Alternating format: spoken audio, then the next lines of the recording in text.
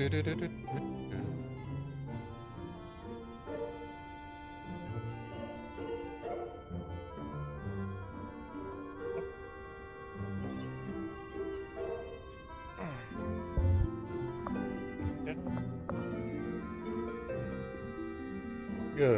morning, gamers, and welcome back to Streaming Story Saturdays. Today we are back in 14 with Saphrine. Turn that down a little more.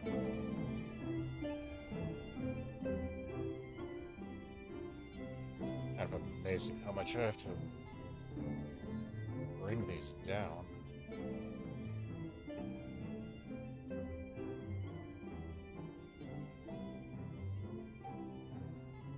We'll see how that works for now. But yeah, we are back at 14, back at Shadowbringers. Continue onward through the main story quest. Next step being finding the other twin, Red Alphino, as they say. So let's head on out to the desert.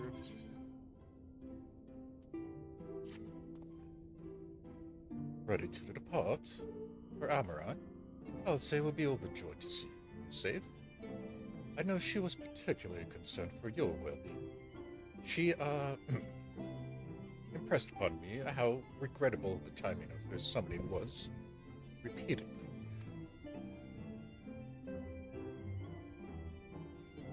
I only hope that my part in sending you to her will garner me some measure of forgiveness. Here. This is a letter of introduction addressed to a man named Kassad, the man of a merchant caravan.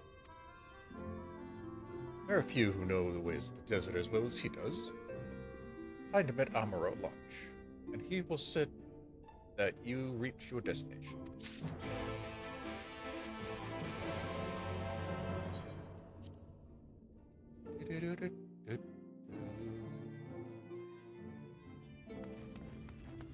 Alright, so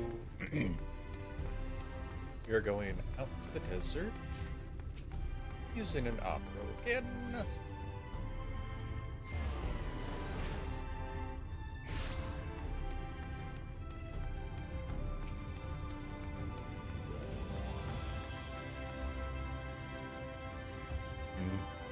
you come looking for work, I might have a spot for another guard.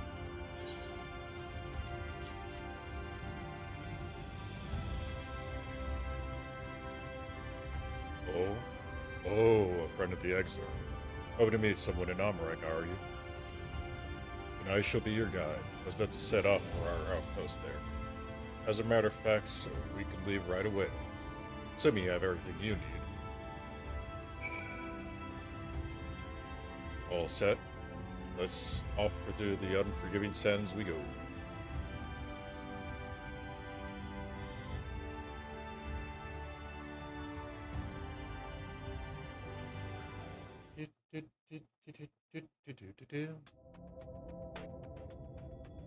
Amh Araeng. From this parched earth, the nation of Nabath Araeng once rose. When I journeyed here, long ago, I spoke with a sun-weathered elder. He told me Amh Araeng meant majestic land in the language of his people.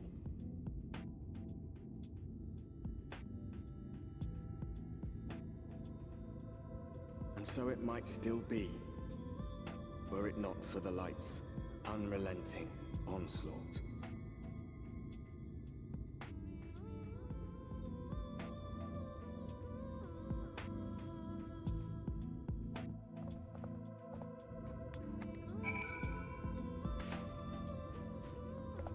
Well, no matter how many times I come here, he never fails to catch me off guard.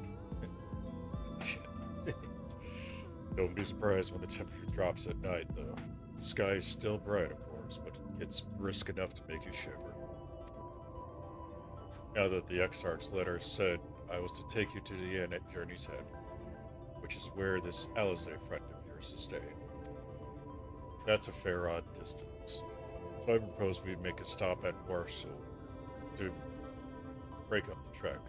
Allow me to attend to some business, and you to enjoy the local hospitality. Sound good? Good. Alright, you lot. I'm off. I better not see these goods covered in sand when I get back.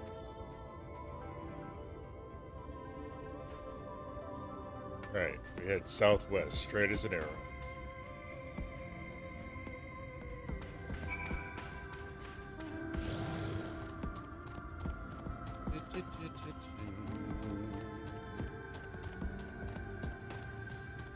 And the fun old novel tenders.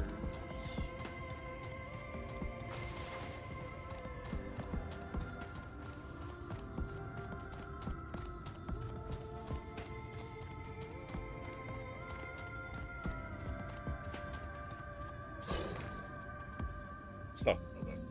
This is your first visit to Amh Araeng, is it not?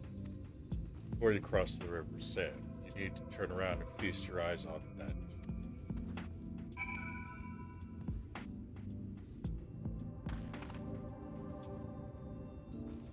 It is a nice room. Makes me think of Dalmasca, honestly.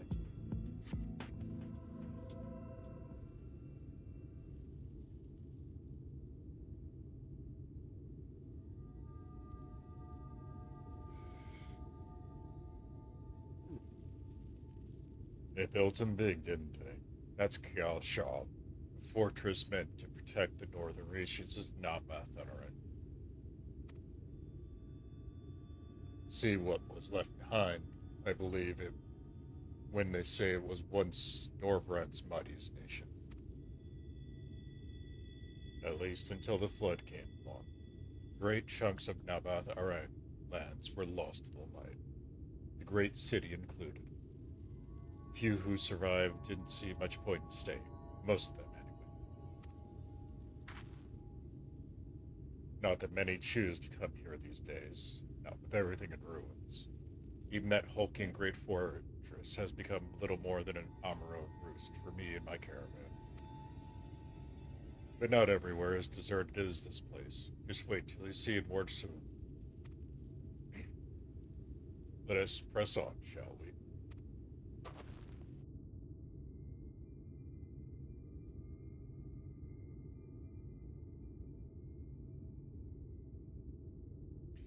Yep, yep, yep, yep.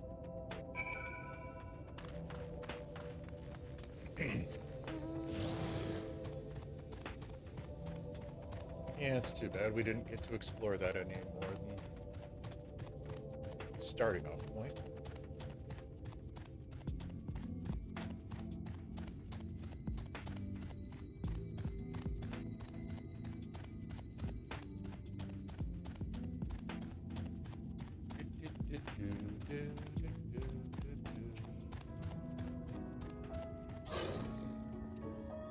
Here we are, Mordsuk. By the blessed shadow, I love this town.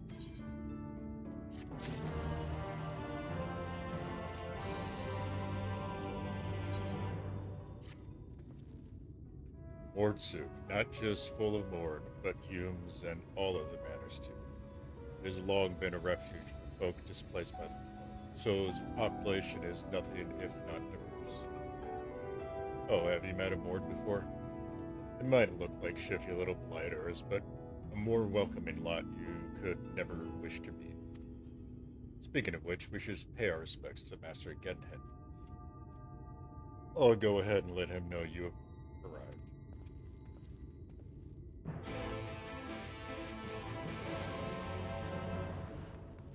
Alright, we'll pick this up.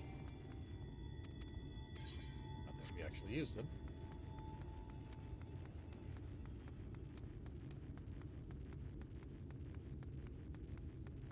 Grab this.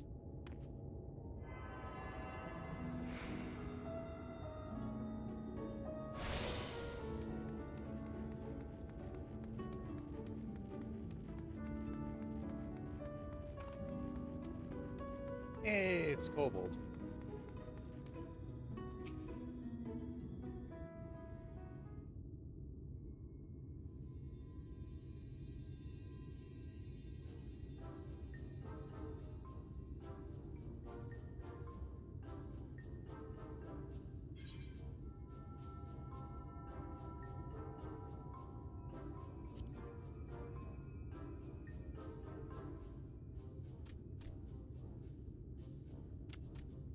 Master Gengen. This is the friend of the Exarch I was telling you about. Very good, very good. Though friend or no, all are welcome in Maud's. Souk is Mordish for city. As things stand, this souk boasts the largest and busiest marketplace in all Amh Araeng. You'll find ore from the mines here, of course, but all manner of other things too, many of them rare. As I told you before, not many visit Amh Araeng by choice, but Maud Souk's a different story. Merchants come from miles around to purchase the relics the Maud dig up. Aye, that they do. For Maud do not dismiss the spoils of the earth. We clean them and polish them and reveal to the world their true value. That is why they come here, come from far away, come with much money. And so our souk is always busy, busy, busy. No such thing as a thing no one needs. You say that every time, Master Gengen. Some sort of family motto, wasn't it? Or perhaps a Maud philosophy, for which we should all be very grateful. Would that everyone was so willing to take in refugees regardless of race or creed. Now then, if you intend to spend any time here, you'll want to gain the trust of the locals. And there's a little custom all newcomers are expected to observe. The cracking of the coin purse. You buy one thing from the market. Price can be low or high, just as long as you buy. As the good Maud says. In fact, the Exarch sent a little something to cover this very expense. Ooh. A Verbert gold piece, no less. The first I've held in years. Verbert gold? Real Verbert gold?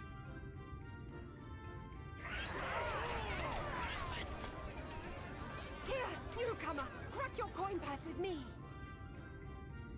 Oh no, you want my goods, newcomer? I have jars and pots all smooth and shiny. Over here! Come and look. You buy, you buy.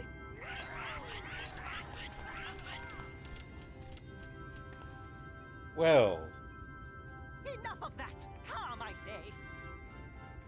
This one must still journey through the barrens. Nothing bulky, nothing heavy, no pots.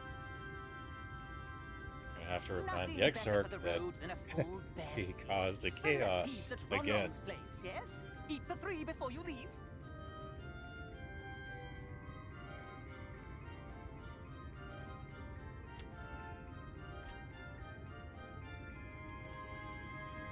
Seriously, it's like it's in his nature to just make things difficult.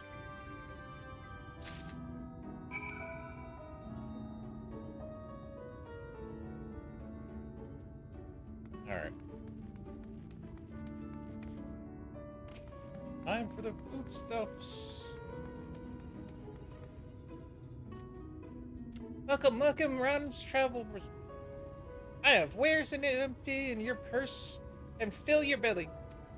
Take your time, it's very stiff before you choose, but no drooling on the merchandise, yes?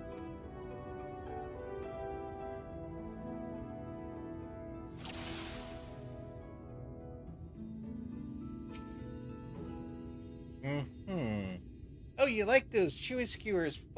Find small frogs hiding in a rock. Spear with a stick, then roast over fire. Crackly on the outside, gooey on the inside. Perfect for snacking.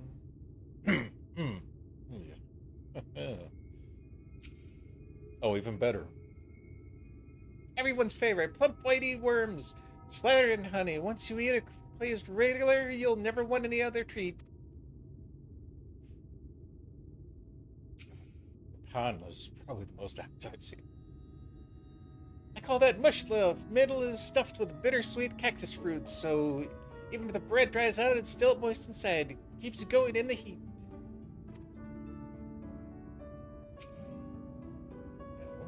That way, thank you. Do I even want to know? That's my ever-burning bounty, made from the best parts of the lizard, cured with the special spicy spices.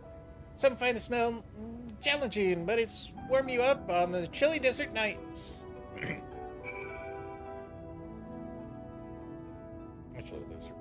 that bad. Yeah, look tasty, yes? Which to choose? Which to choose?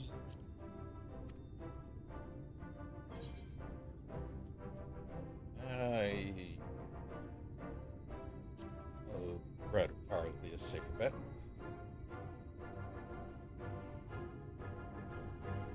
Yes, put some spice in your step. You won't feel it this cold night, and probably not the next one either. You have the gold? And done. One for bride honor buys you 10 sides of lizard meat.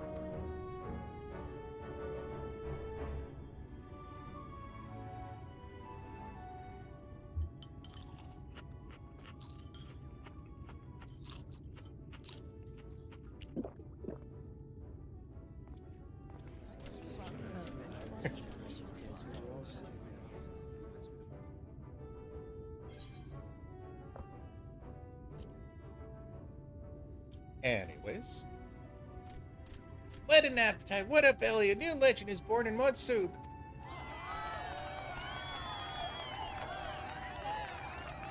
Consider your coin purse cracked. I am pleased to accept your custom, and yet again, will be pleased that it honored ours.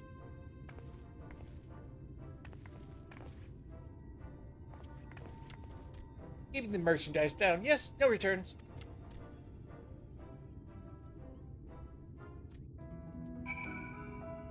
This cable just does not want to sit. Well, that was an adventure. Now, let's go find our missing twin. I was watching from here, Saphrine. You've honored our custom and with great relish. You'll always be welcome in Modsug. If you need anything in Amh Araeng, we are here to provide.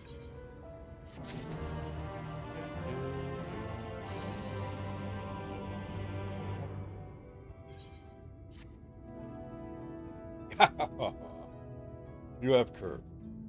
Ron's wares are more exotic than harmful, and I don't envy you the bellyache you'll have on the morrow. Right, now that you've eaten, I expect you're eager to get back on the road. Would you mind if we delayed our departure a touch? I have a few details left to close before I conclude my business here in Modsug. Oh, offering our services, are you? Well, an assistant would certainly help things along. I have a receipt here for some goods that need picking up from the market. All properly paid for. You just need to do the lifting and carrying. I'll go and take care of some last-minute haggling then. See you in a bit.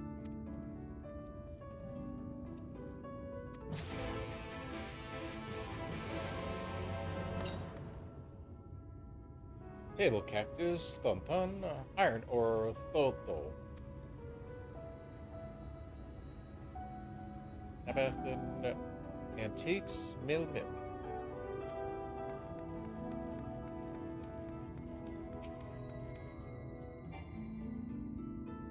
Alright. Table cactus, iron ore, antiques.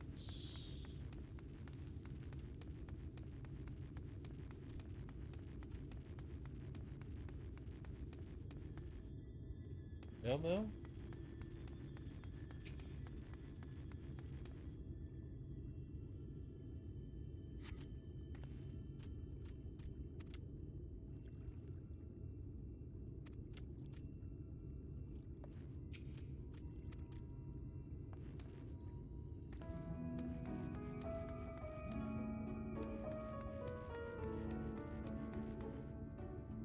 Oh, collected at Mole.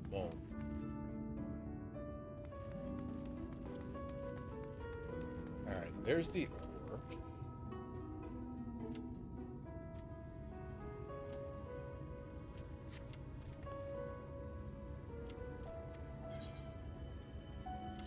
Mithril! Oh, that was close.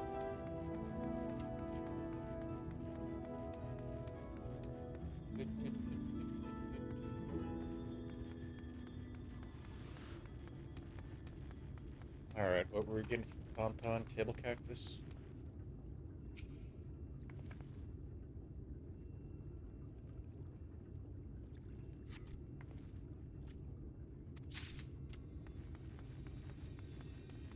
and the antiques.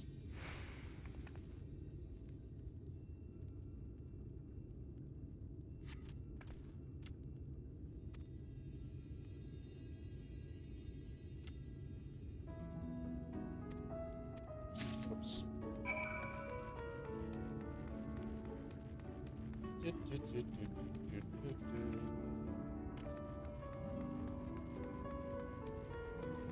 The Amaro wants to fly. Want to soar. Ah.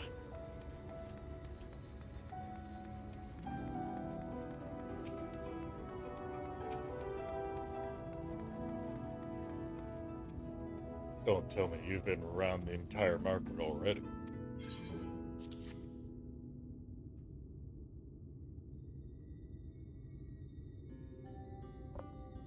Aye, that's the lot, all right. Good work. And quick work, too, considering you've not set foot in the place before.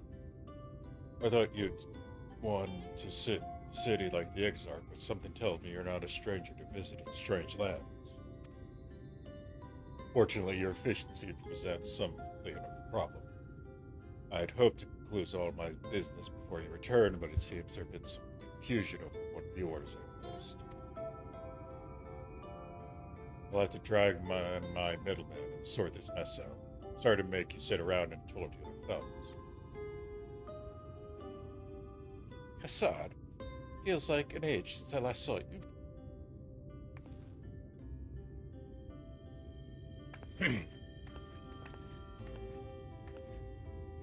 Well, if it isn't the lovely Teslin. It's been a while, but your timing couldn't be better. This lady was on her way to meet with Allison. I'm supposed to be taking her to your corner of the desert, but a misplaced order has commanded my attention.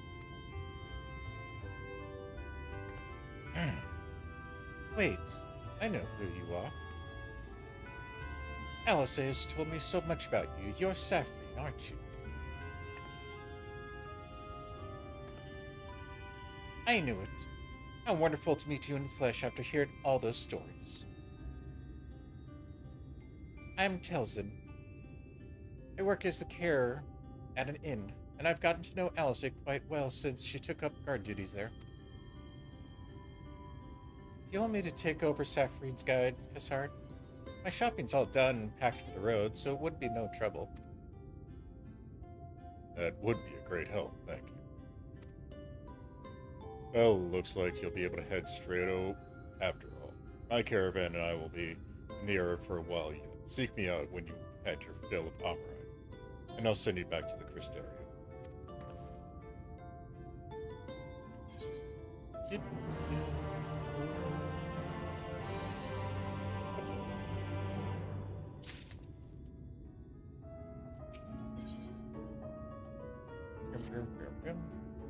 Alice has been desperate to see you, Saphrine. So let's get you to her sooner rather than later. The inn isn't too hard to find, really. You actually see the top of the rock spires from here. We just need to swing around the edge, then head south. Come on, I'll get my supplies together and meet you outside.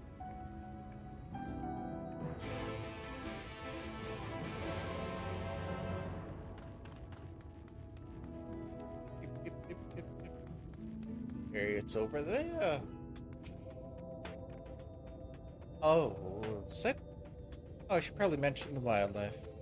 Well, most of them will leave you be if you keep your distance. The local coyotes have learned to prey on folk heading from the markets. I can usually swing a sword well enough to fend them off, but I may have myself loaded down with too many bargains today. Do you think you can handle the beasts that try to make a meal of us? I thought you might. Elsie always said how much you... let's get going, shall we?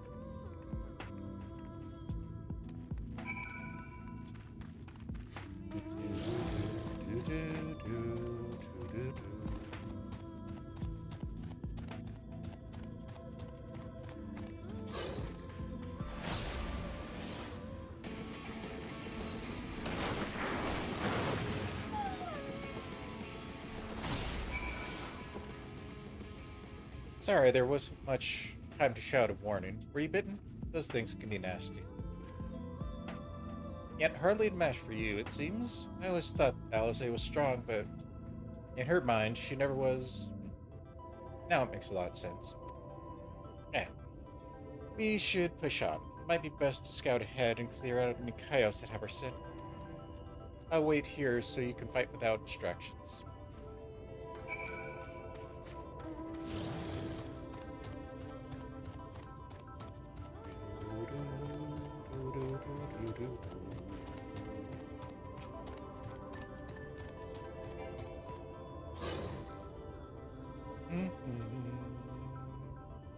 So close and yet so far.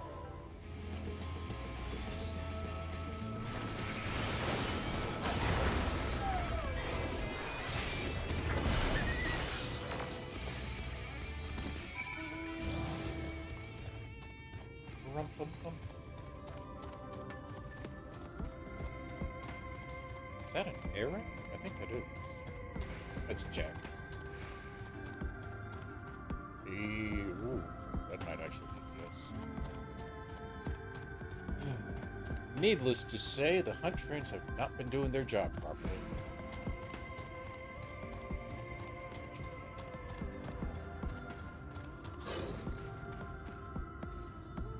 Oh, thank goodness you're back. I could hear the howling and snarling from here.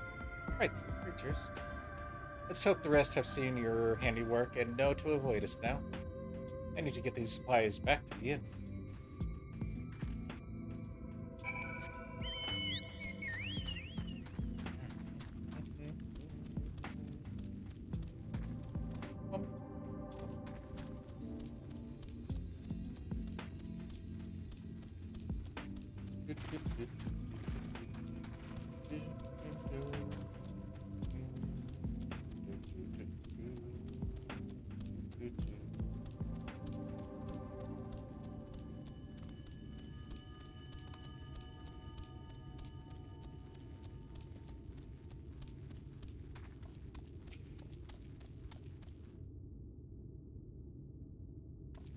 Wait. Oh, that's just B rank. No big deal. This is it. Thanks to you, I didn't have to drop a single shop in even once.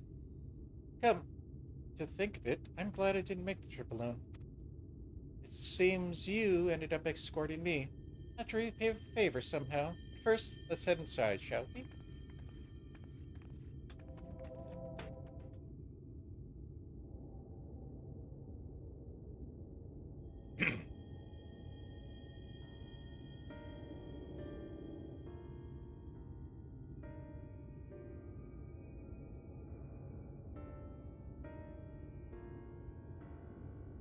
Not much of an inn.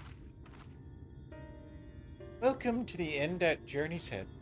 You might find our first visitor from the Crystarium since Alisaie arrived.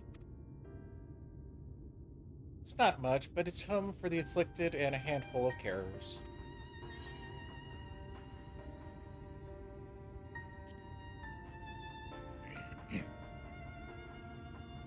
You don't know.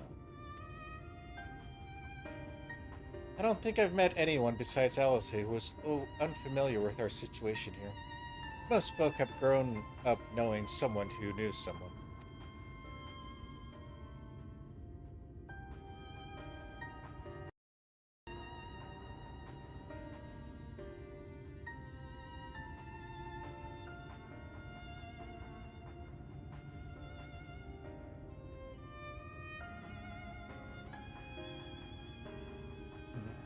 I might leave out something obvious, so it may be best to have Alisaie give you the full explanation.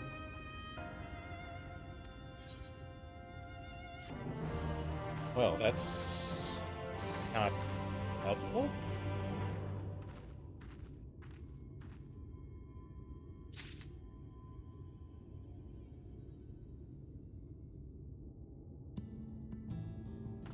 Alright, we'll grab this.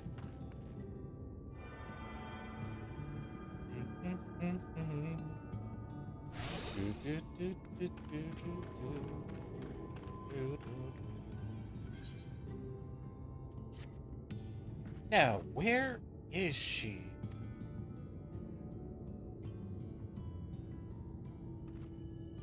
I think she might have gone out on patrol. I could wait, I suppose. But why not go and surprise her? She usually takes a look at things from the watchtower first, so she might be able to catch her there. It's not far. Head out south side and you'll soon see it. I'll stay behind in case she comes back while you're gone.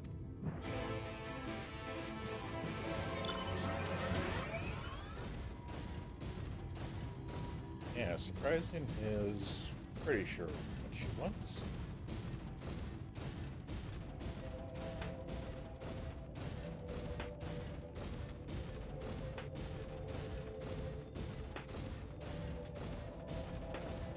There we go, our first in Amh Araeng.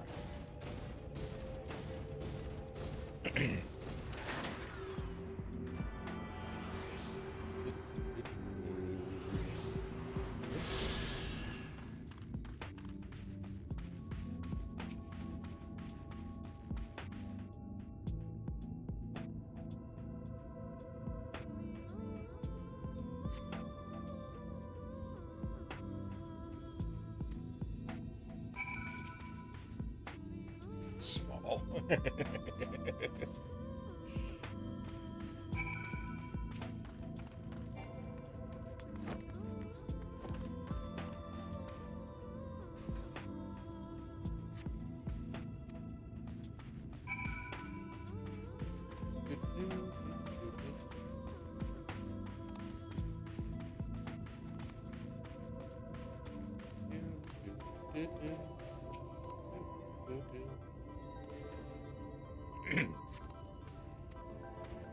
Further, ever still.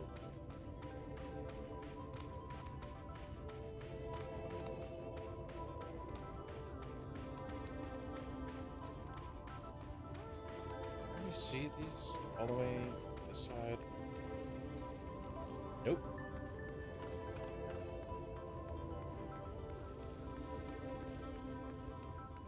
Just a bit outside the draw distance. Thought it might work. Almost looks like she got herself lost. And wow, that is a difference in footprint size.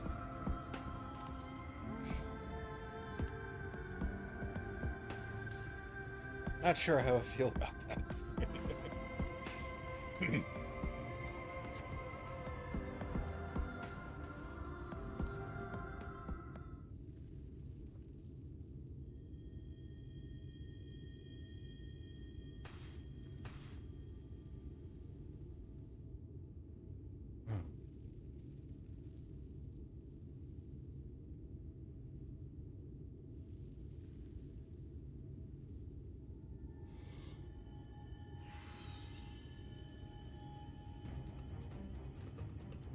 Get back here!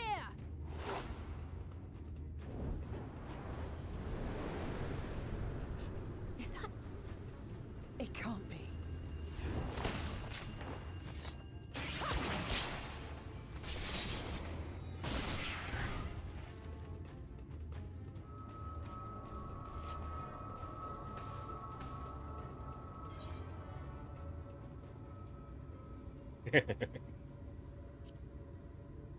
Just a little teasing. I had it under control, right up until the moment I didn't. I'll do better next time. I knew you'd turn up sooner or later, but I had been hoping for sooner.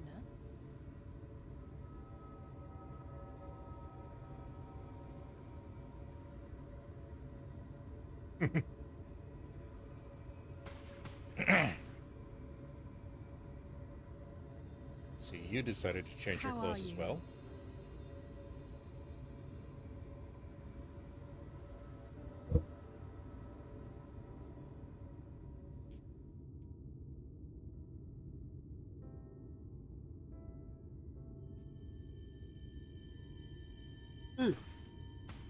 We fought them to a standstill then.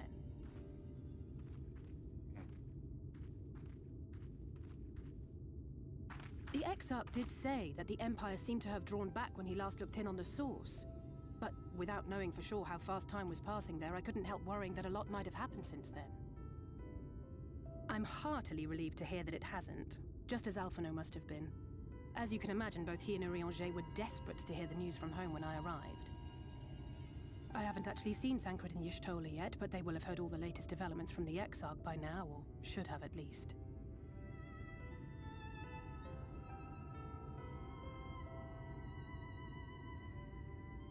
When I think of how frantic Tataru and the others must be, I want nothing more than to rush back and reassure them. But we still haven't found a way to reverse the summoning. And even if we had, we couldn't just ignore Urianger's vision. He may use 10 words where one would suffice, and they may often obscure as much as they reveal. But on this matter, he was as clear as day. I do not doubt for one moment that he saw what he claims. Nor how difficult it must have been to speak about them. The 8th Umbral Calamity and your death aren't exactly topics for idle conversation. As much as I might want to go home, I don't want to go home to that. We can't allow the rejoining to happen, which means we have to save the first from the Sin Eaters.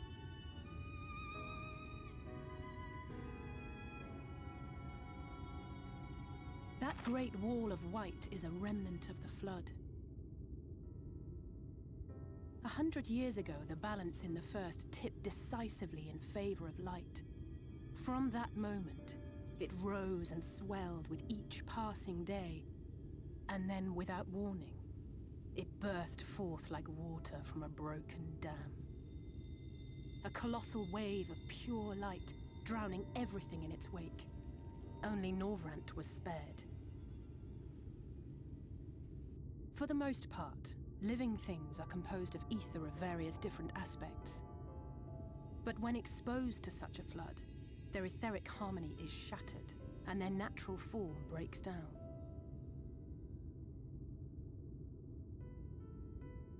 Then they either perish, or are warped into mindless abominations.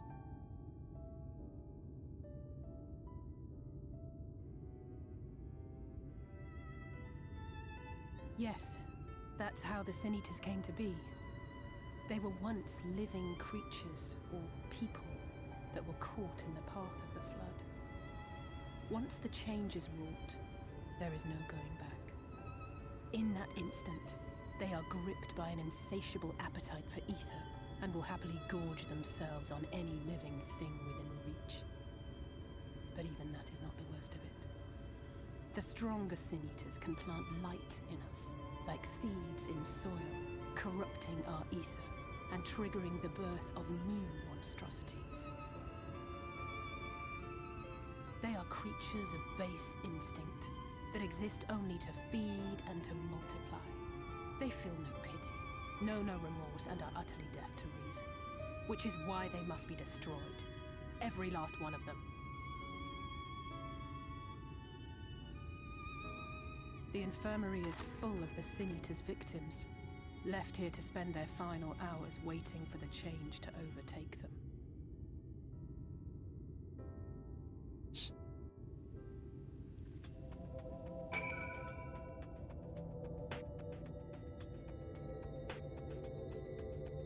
Basically an infirmary of walking dead, so to say. It's just a matter of time. More for some, less for others. So those patients will all become monsters in the end. And to add insult to injury, the afflicted are feared, shunned, cast out of society, and exiled here to the edge of the world. The only good thing I have to say about this hellish place is that it has served me as a training ground. Teslin and the others have also been kind enough to share their knowledge of the Sin Eaters, which is knowledge I can now share with you, while you help me finish my patrol, of course. Dun, dun.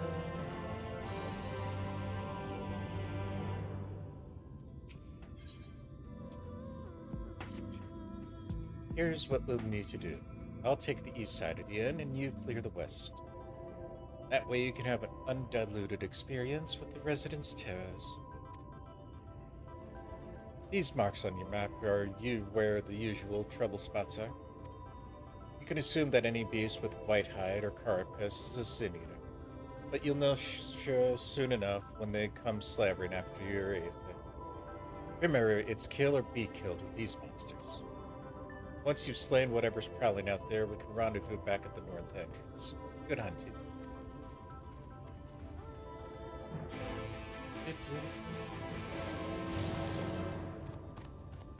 Alright, let's go find us whatever surprises we have in order.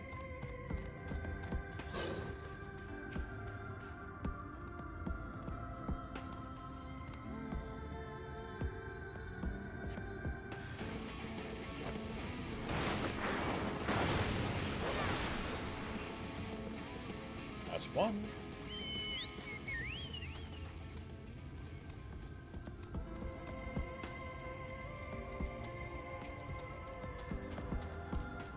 Sure, there's not gonna be any in the shade, right?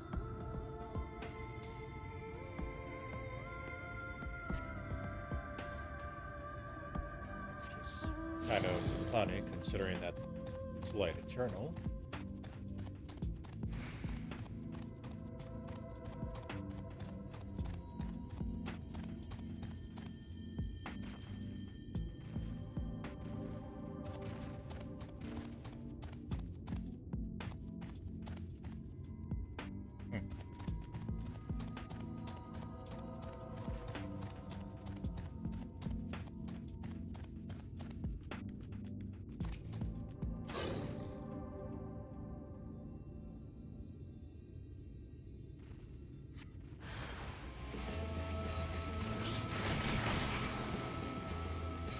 And that's the last one.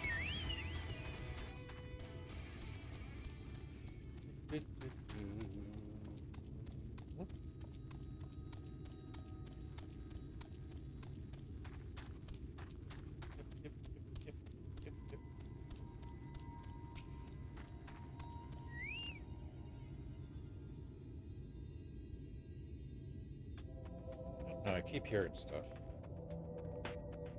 How did you fare? I thought there might be one or two lurking on the fringes. Nothing out of the ordinary for this area. I expect you noticed it yourself, but individually these lesser sin eaters are no more deadlier than any natural predator you might encounter in the desert. It's when they appear in numbers that they pose a threat. Much like the void scent, they have the unfortunate tendency to flock to the strongest of their kind. Thus, when a powerful sin eater goes on the hunt, it might be attended by a veritable swarm of weaker kin. Imagine an army of such creatures descending on a village or hamlet. That's the basic idea behind my patrols, to cull their ranks often enough that their numbers will be overwhelming when the big ones come out to play. And you've certainly helped on that front. Let us report our victories to test them, shall we?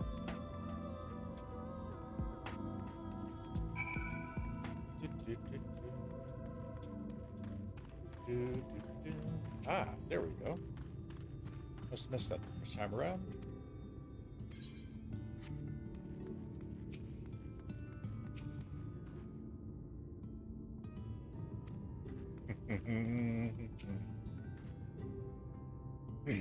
Alice has been tells me you helped out with our patrol.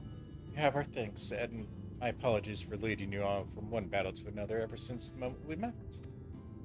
In any case, I'm glad to see you two have found each other. You have no idea how badly Alice has missed your company. Everything is always, if Saphrine were here, if she would... That's an exaggeration. I don't sound like that either. I'm simply trying to view matters from another perspective. I respect Saphrine's methods.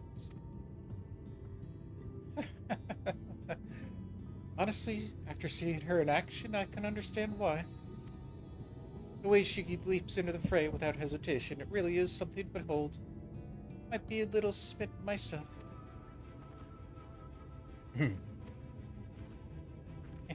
I'm only teasing. Though I have no doubt she deserves all the admiration she gets, just as you do.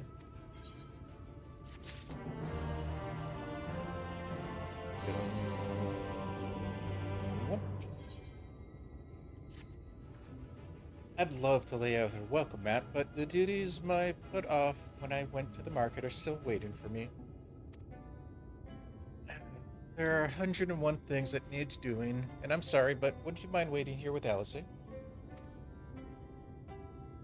Want to twiddle our thumbs? Well, you do all the work yourself to death? Oops. I could do with a hand, it's true. Thank you. You can start by helping sort out the larder, Alice. While we do that, could you tend to a few patients, perhaps? Here are 3 in particular I mean to visit. Just a matter of saying a few words to them, seeing if their skin isn't caked in sand. Their names are Paulin, Toden, and Harlick. They may not give you much in the way of response, but I promise they'll be pleased to meet someone new.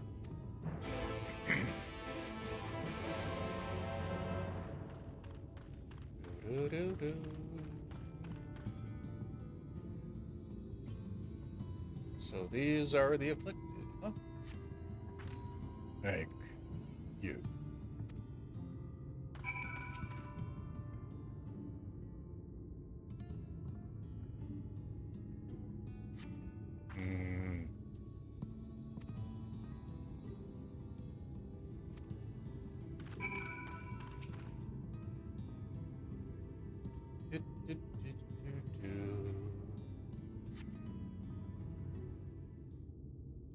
And the boy.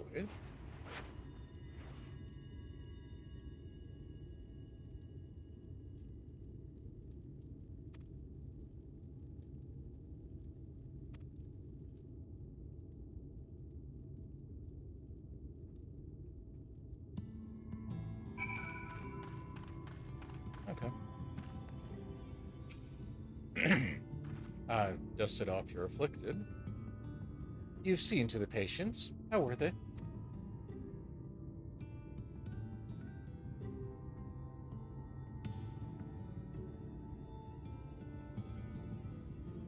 Good. That's good. You're kidding me.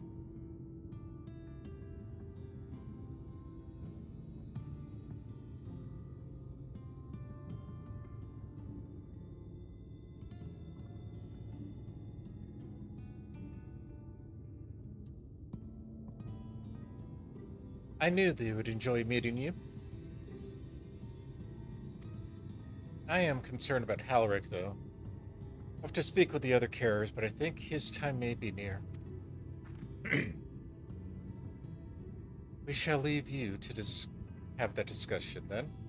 Was going to take Saphrine to Mordsug if you have any errands that need doing. Well, I suppose there is one thing. Would you pick up a nectarine from the markets, please? Cassard's caravan just passed through, so Ron should have some fresh fruit. Come then, Saphrine. There's something I want you to see. Right after we stop at Ron's stall, of course.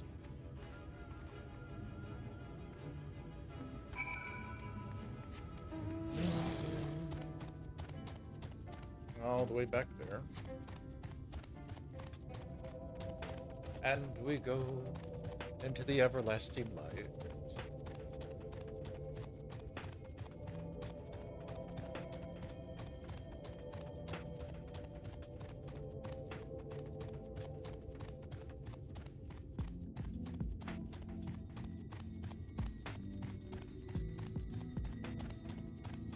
And still the trains have not touched it. Bad trains.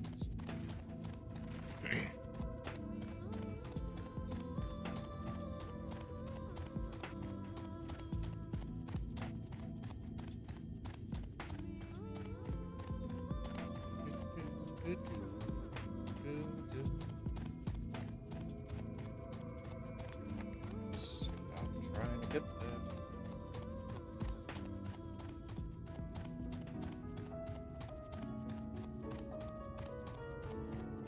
Oh, you.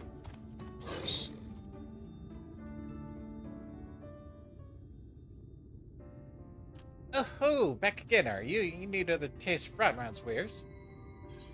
Actually, we are looking to buy a nectarine. Do you have any in stock?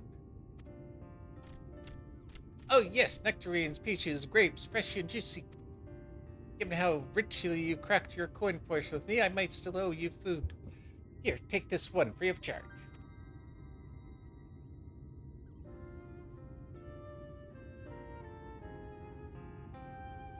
Gods, I've never seen a merchant give away something for nothing before. How much coin did you spend here? Oh yes, take a jar of honeyed worms as well. Oh, no, they're not for me. It's an offering of sorts. The worms, if you please. Only the best regulars for you. Come again, my friend.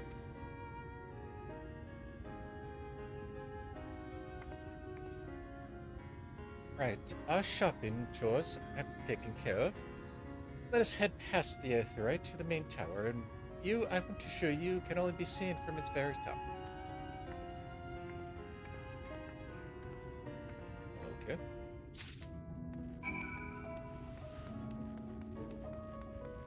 We'll check out this tower of yours.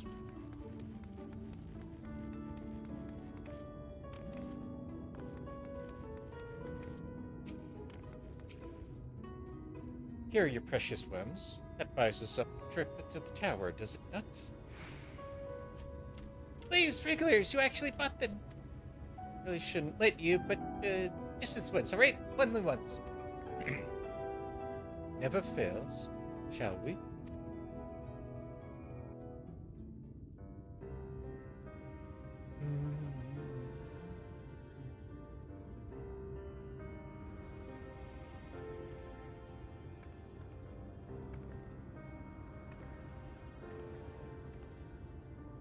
Look, over there, where the wall is broken.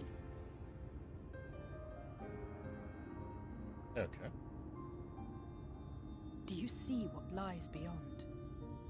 That's what the land became after the light flooded in. An empty white nothingness. Looks like the burn, honestly. Life cannot exist in such conditions. The primordial light would wreak havoc on the body's etheric balance.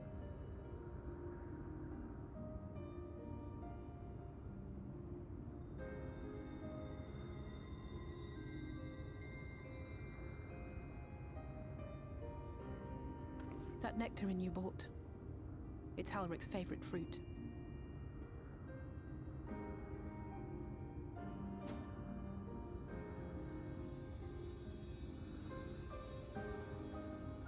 Most of the patients, Halric included, survived the attacks of powerful eaters.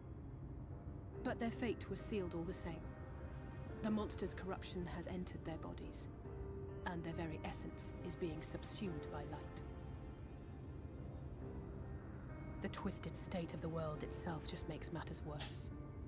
Under normal circumstances, a person's ether naturally tends to equilibrium. But for these poor souls, the opposite is true. Sooner or later, every single one of them will turn.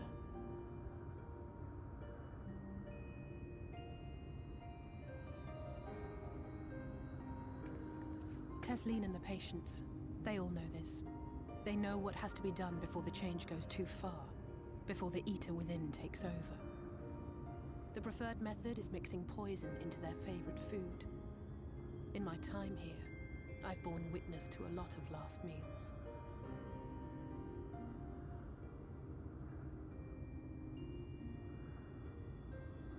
I feel just as helpless as before. No matter how hard I fight, it's never enough.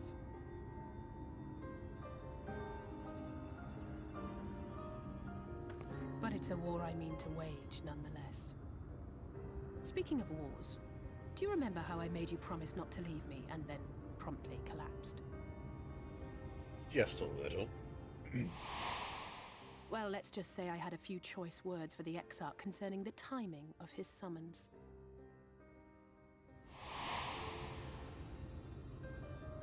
But even if the fault lay with someone else, I couldn't shake the feeling that I'd abandon you on the battlefield. So I swore that I'd make up for my absence there by making a difference here. And that's what keeps me moving forward. even when things seem hopeless.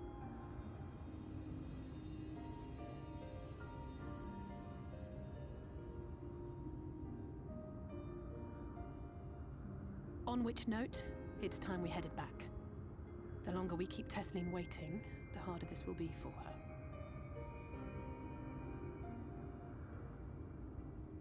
Understandably.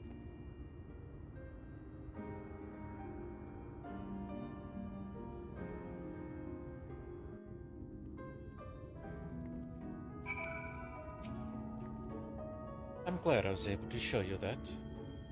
When it comes down to understanding the catastrophe which befell the first, one glimpse into that empty wasteland beyond the wall is worth more than an hour of Ariange's lecturing. And I need you to understand beyond a doubt that Tesleen has no other choice. That nectarine will be a kindness. It isn't just a threat posed to the others. When a person becomes an eater, the pain appears to be excruciating. The carriers are truly fond of their woods, and would spare them the suffering. It is their way of fighting back against the fate worse than death.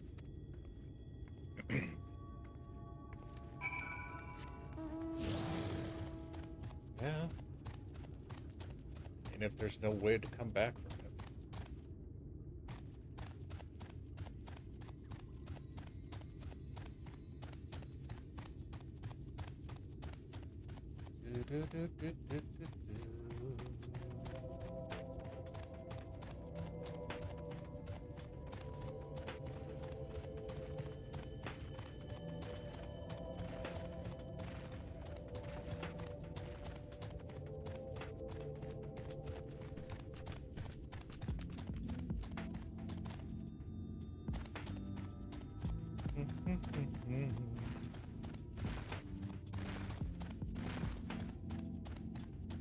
There's the crap.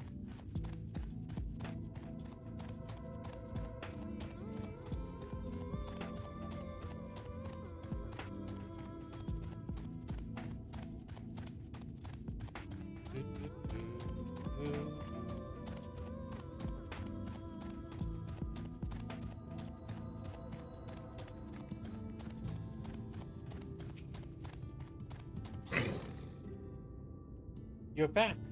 I'd hope you had a nice time. Did you manage to find a nectarine?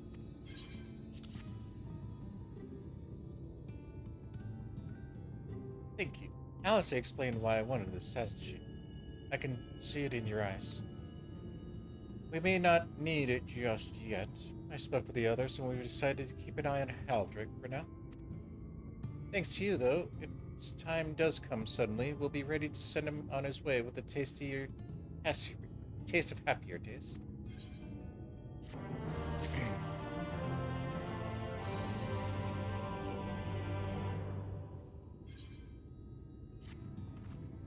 Well, nothing is going to happen for a little while yet, so let's see if we can't lighten the mood. We don't want our gloomy faces worrying the patients. I think it's time for that welcome meal. Don't you? Take a seat and I'll make us a nice stew.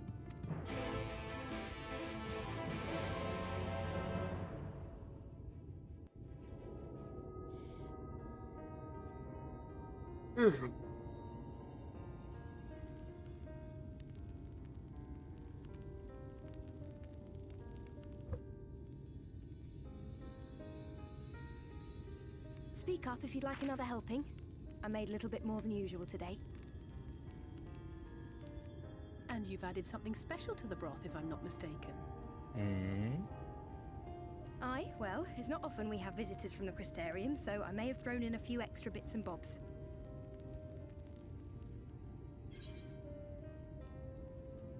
Sure, why not?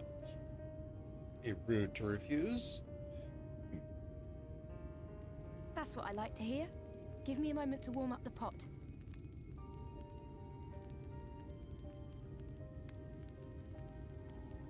In a place like this, you learn to take what moments of happiness you can get.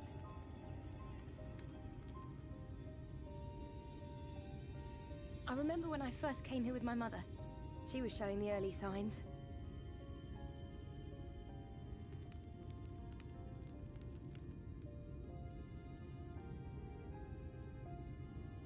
I knew there was no way to save her, but I just couldn't face what needed to be done. That's the way of it for most people. Why they travel from arms to stay here. Beaten, broken souls come to wait out the inevitable, to receive the mercy of a painless death.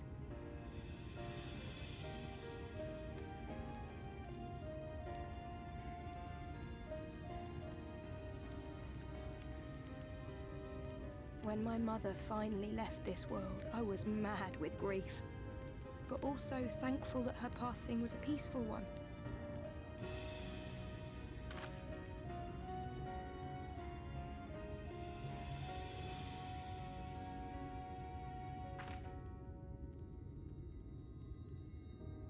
It's never easy, ending a life you've cared for, even when you believe they go on to a better place. I often find myself wishing the Warrior of Darkness would come and do that part for me. The Warrior of Darkness? Hmm?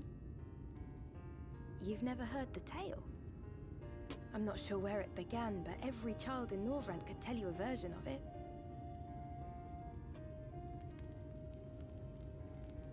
Warrior of Darkness, servant of death, take care of our souls at our dying breath.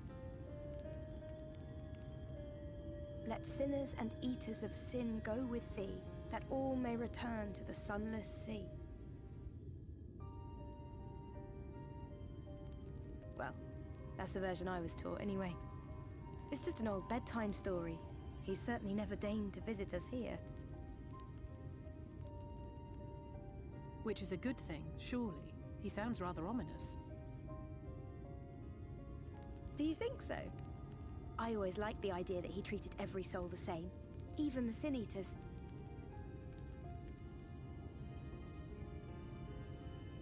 Interesting.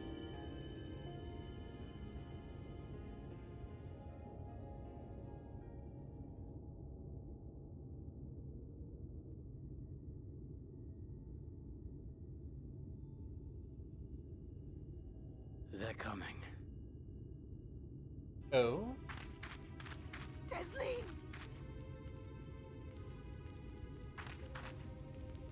Have you seen Halric? I swear, I only took my eyes off him for a moment.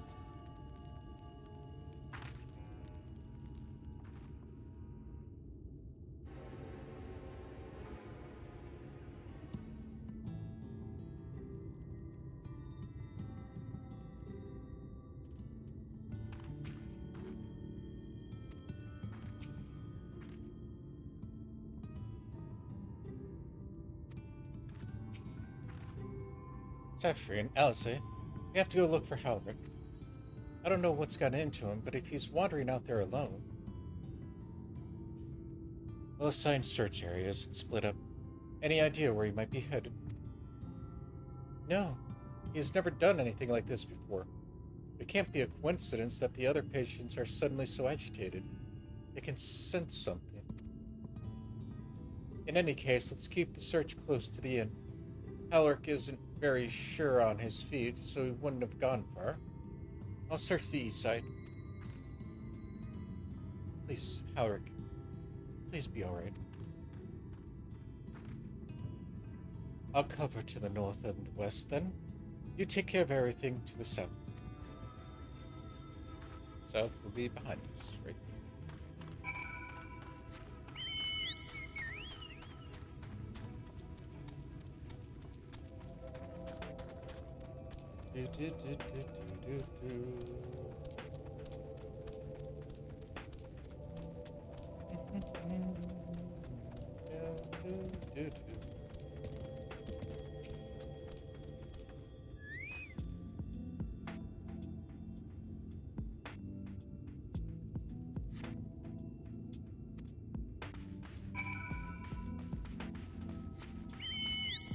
Since there's not much in the east, yeah, let's go west.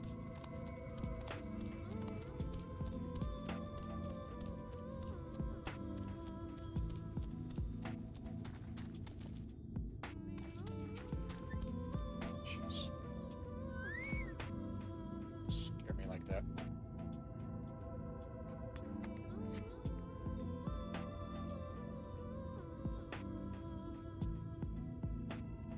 Oh, darn. Ooh.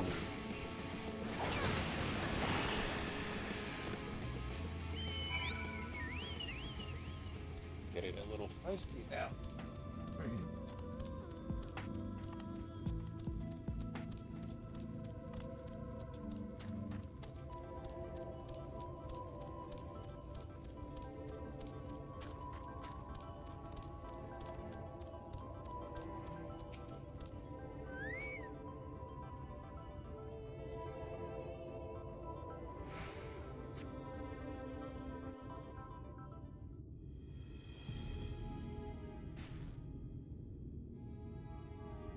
Any sign of him?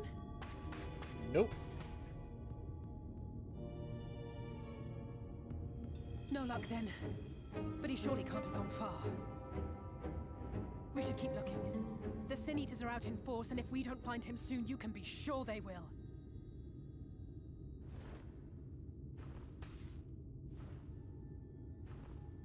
That's a big one.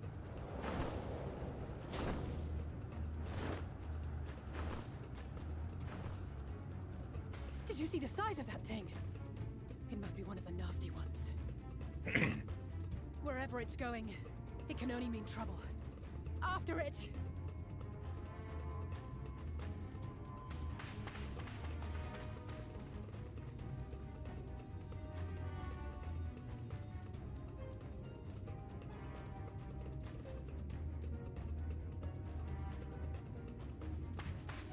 There it is! Is that... Oh no!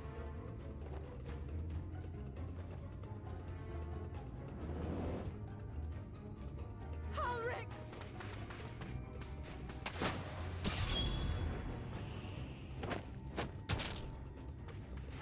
We have to run! Oh, shit. Tessie! No!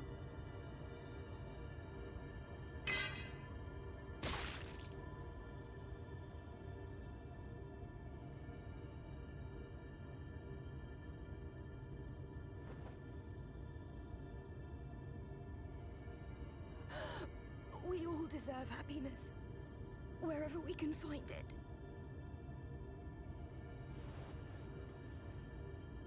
The time left to you is precious. No one should die in pain. Mother, I...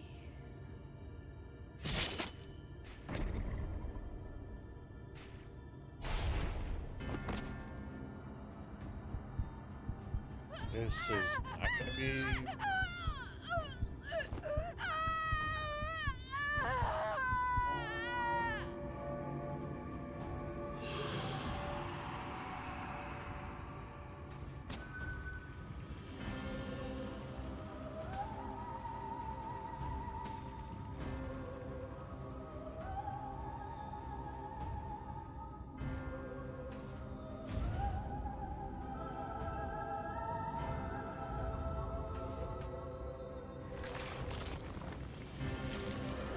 Yeah, they went a little far with that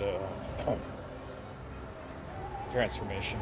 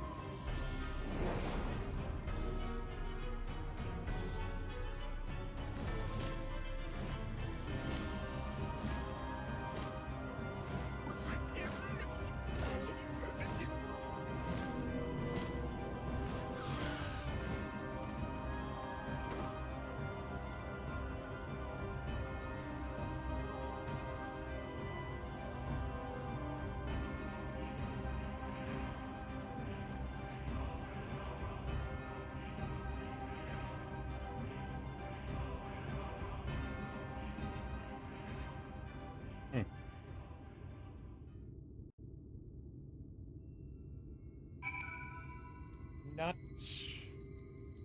the desired outcome.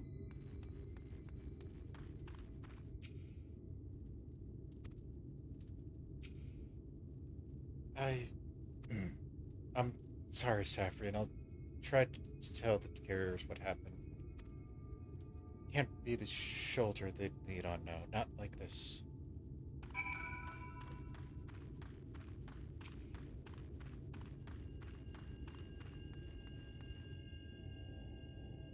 It's just so unfair. Tesleen was always so cheery with the patients, telling them not to be scared, that they wouldn't be any pain. All the people in the world to suffer such a fate.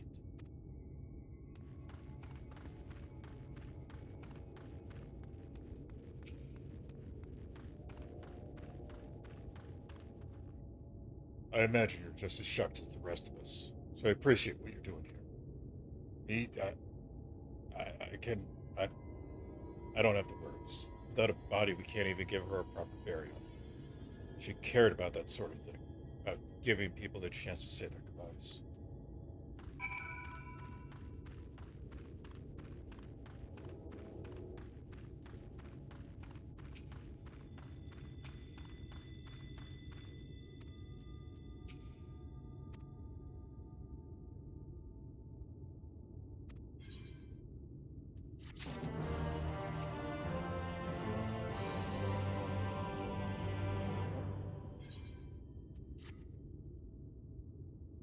So,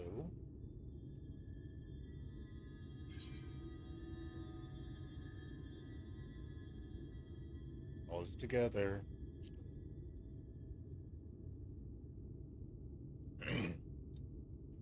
Thank you. What you're doing, it means a lot to them, to me.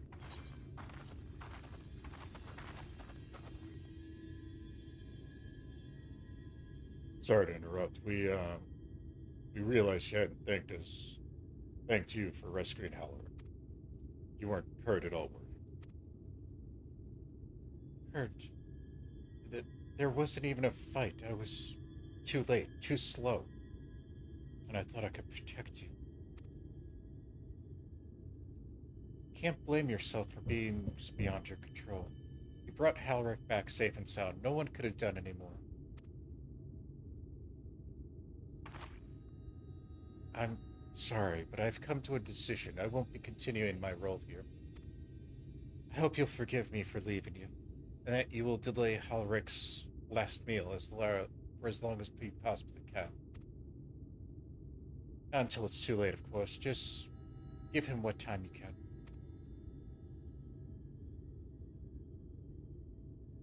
We always do. Of course. She would have done the same.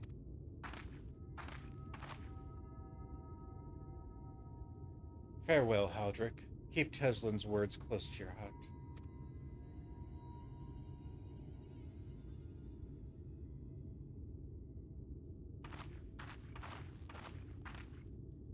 Wait, you're leaving this very moment? I understand how you must feel, but surely this is a bit hasty. Do you even have anywhere to go? I have a destination in mind, yes. And I have a purpose. This damned light, building without cease, there is a reason we can't save these corrupted by the ether.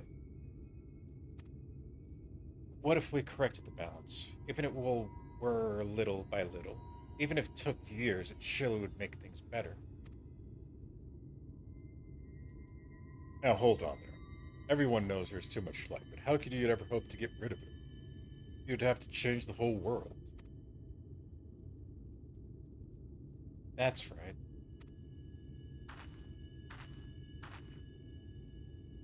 We should return to the Crystarium. I may not be able to repel the Eaters on my own, but I can still use the skills I have gained here to hurt them.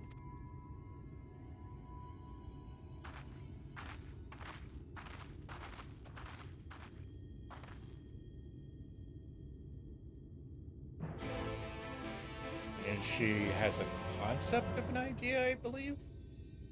Maybe?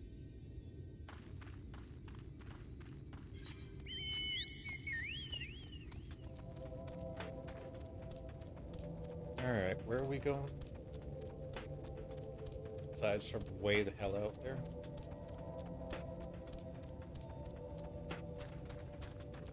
Do, do, do, do. Do, do.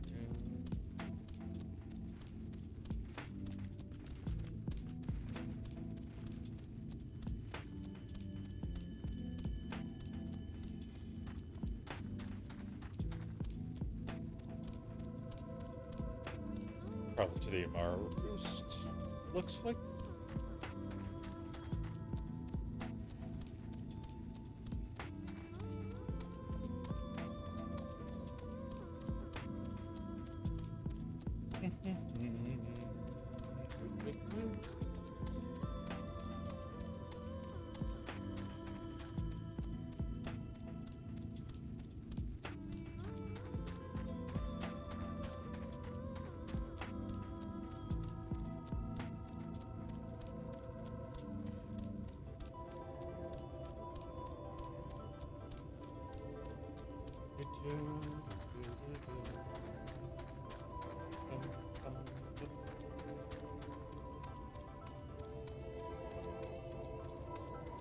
Ooh, there's one.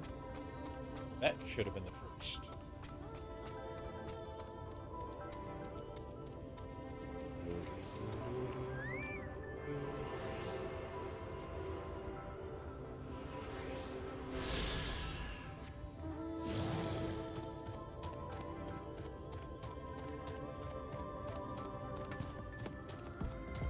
Alright, back to Cristerium we go.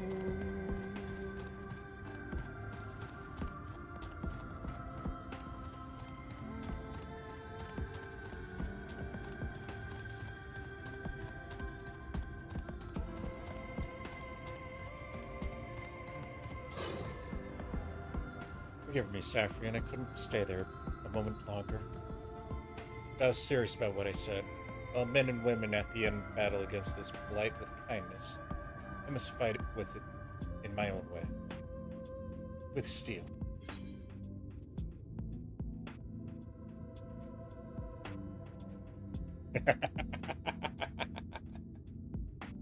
There's a throwback. Gods above, it feels like an age ago now. Miss Alice, is there anything I can get you? You're Swiss this tomorrow. I need to return to the Cristerium immediately. As you wish.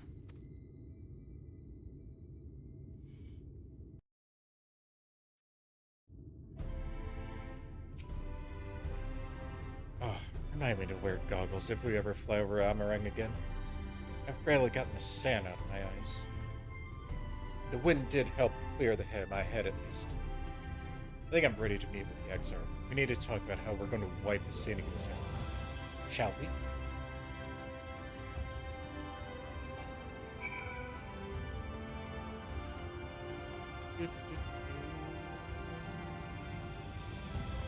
One, two, three.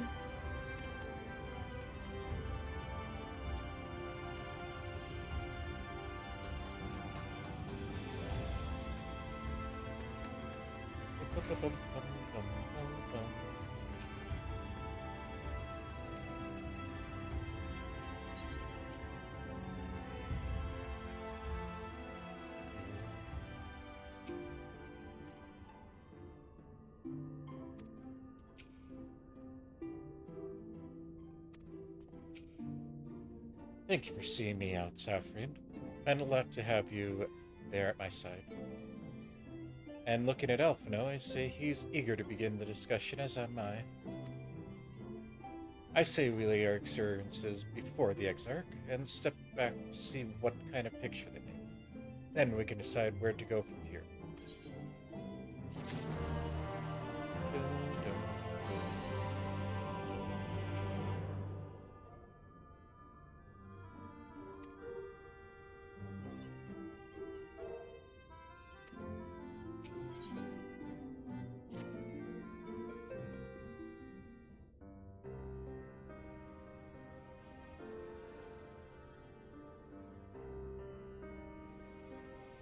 And so you return.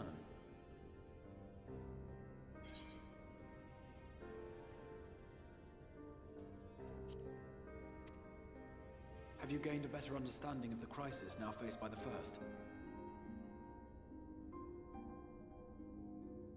Better is not the word I would use.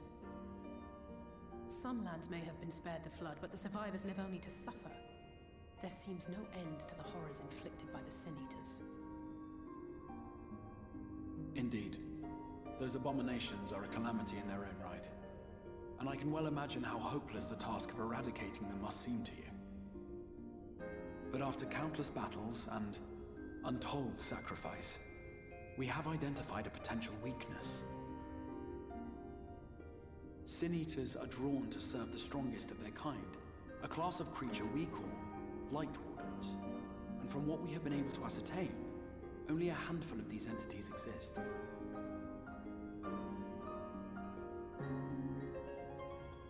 Just as an ant colony will perish in the absence of its queen, we believe that the death of a Lightwarden will cause the lesser creatures within its sphere of influence to disperse. I have a feeling Yulmul might have something to say about any concerted action we take against these monsters. Vorthra's command over the Sin Eaters is integral to Yulmoran society. In seeming to guarantee his people's safety, it guarantees their obedience. He will not take kindly to us depriving him of such useful allies. Agreed. Thus we will need to occupy or otherwise divert his forces whilst we proceed with the business of eliminating the Wardens. Until we have done so, all other considerations must be set aside if we are to forestall the 8th Umbral Calamity.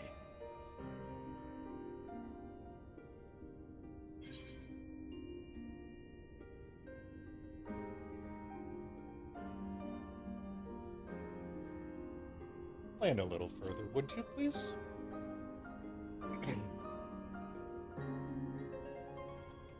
Your uncertainty is understandable, given the circumstances. Perhaps a more detailed explanation is in order. To begin at the beginning, then.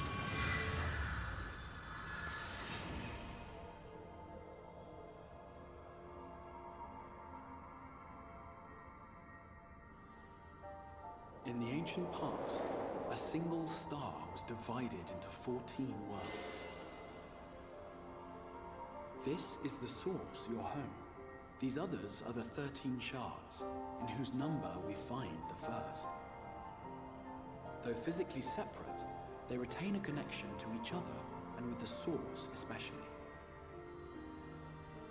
Now, let us assume that a given element in one of the shards attains abnormal ascendancy.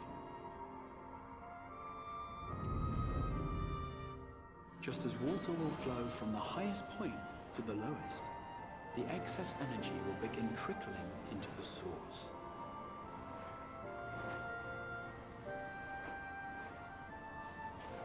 And such an influx of ether will of course exert a palpable influence. If the element in question were fire, then drought and wildfires might ensue. If it were ice, one might expect the weather to turn bitterly cold. As ether continues to pour in, such phenomena will become more and more extreme, until eventually, a single, untimely event triggers a disaster which cracks the barrier dividing the two worlds.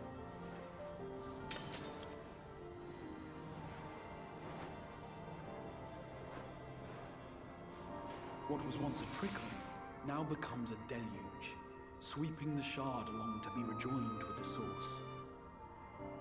At the same time, the element which held sway in the shard is unleashed in full, its energies amplifying the original disaster to truly catastrophic proportions.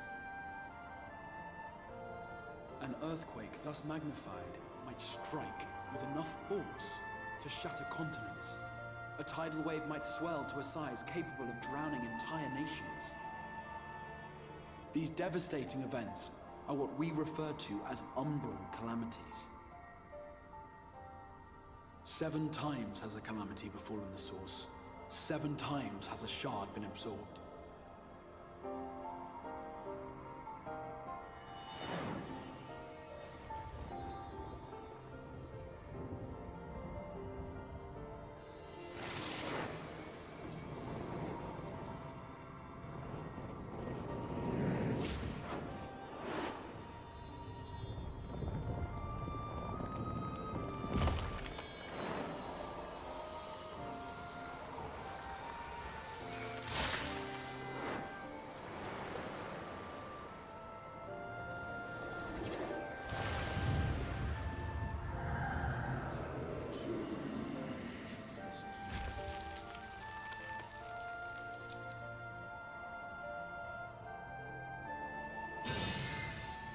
At present, the light-drowned realm of the First stands perilously close to meeting the conditions for a rejoining. It is the Sin Eaters who are to blame for the Light's continued dominance. In addition to attracting their lesser kin, the Lightwardens I mentioned earlier radiate ether, saturating every corner of their territory with light. Even here in the flood-spared region of Northrend, their influence is strong enough to banish night from the sky. Thus, if we are to restore balance to the First and head off a potential calamity, it is imperative that we put each and every Lightwarden to the sword. We've been doing our best to take the fight to the enemy ever since we first heard the Exarch's explanation. Though we have yet to claim any meaningful victories if truth be told. Apart from being confoundingly elusive, the Lightwardens possess a troublesome quality which compelled us to delay our plans until such time as you arrived. Such as? Forgive the interruption, my lord, but Hallminster Switch is requesting reinforcements. They say the Sin Eaters are attacking in force, and the village could soon be overrun.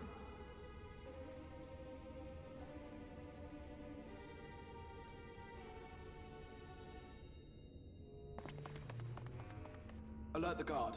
We should be prepared in case the fighting reaches the Crystarium. You have command of our forces in the field, Captain, but hold off on entering the town until I arrive.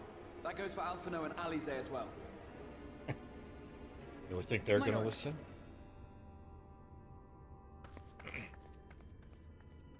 Pray, lend us your strength. Such a fight will provide you with far greater insight than any explanation I could offer.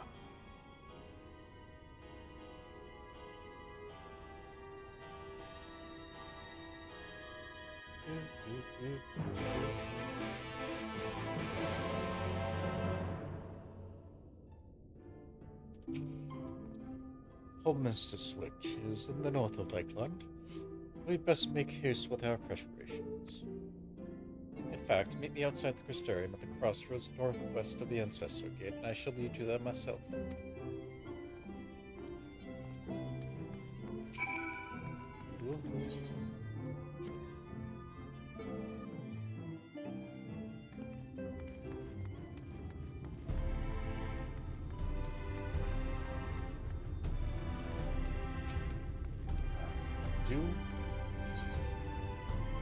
Yeah, there we go.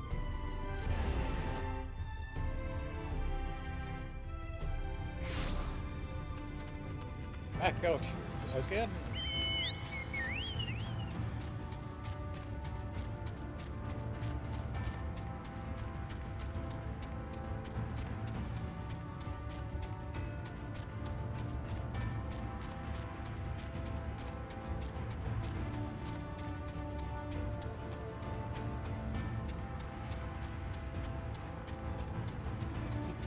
Ooh, there's one.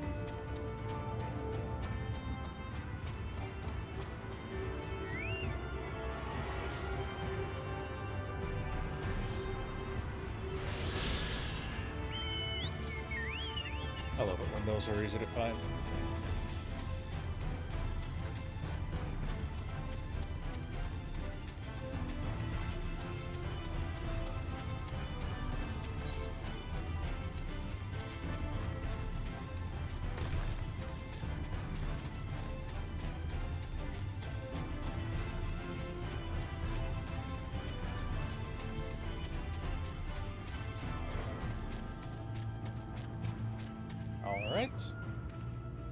All set. If we follow this road north, we shall arrive at Northern Staging Point. The village itself lies not far beyond. Quickly now.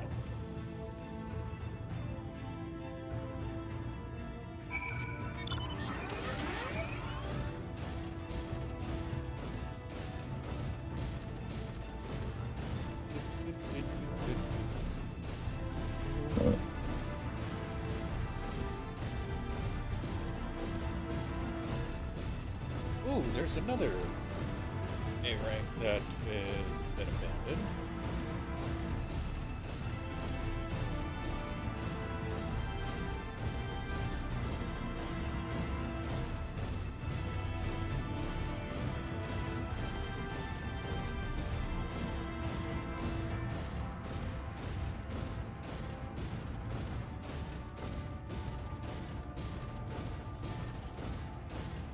And there's another node. Nope.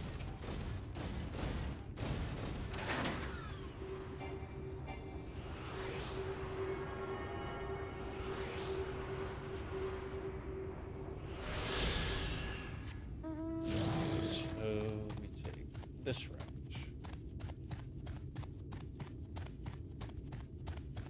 Going further north.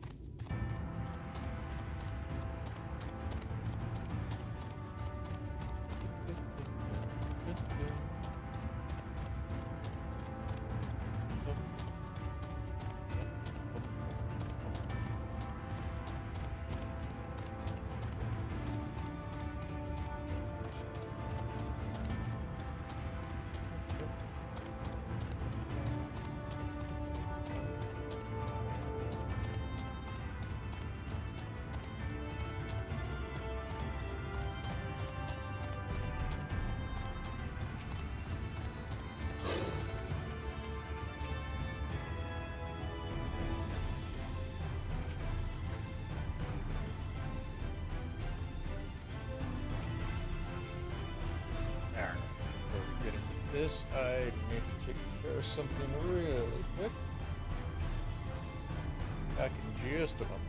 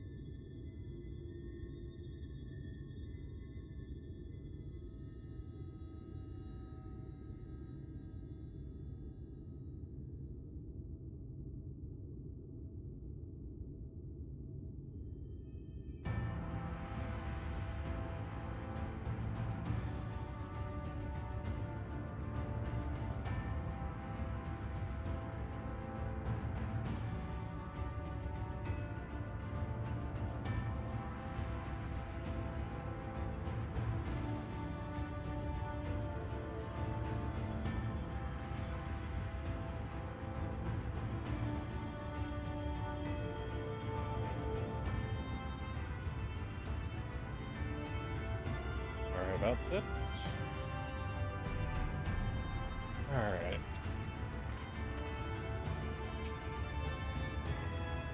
Let's see what we have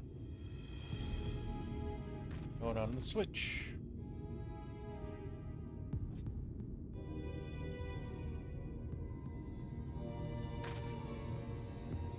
Omens to switch is past these gates and through the woods. It is not exactly a neighbor to the Crystarian, but we occupy the same region, and we built it up something of a cooperative relationship.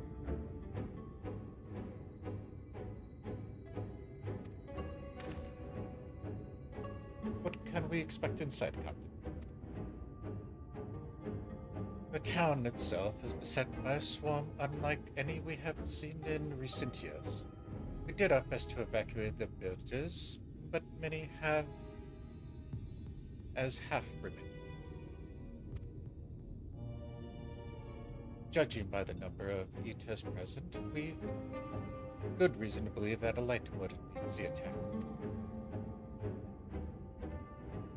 How convenient. It seems we have our chance to slay a warden sooner than we expected. One does not simply slay a warden. Has no one told you what would happen if you defeated one of those fiends? They hold more light in them than all other otherlings put together. It can be struck down, aye, but its essence won't dissipate like the weaker kind. Vile ether will billow outward and envelop the near living being. A reckless young swordswoman, perhaps, and turn her into a brand new one.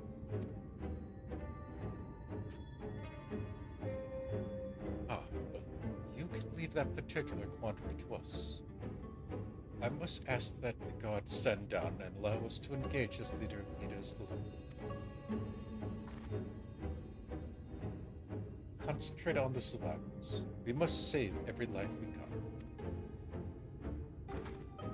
But what if...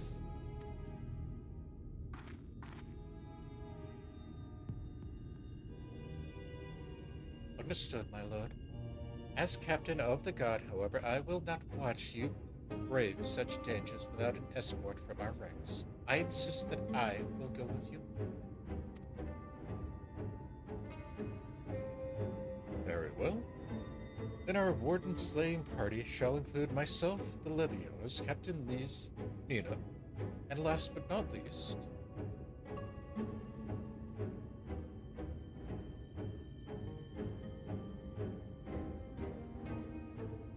a formidable group indeed.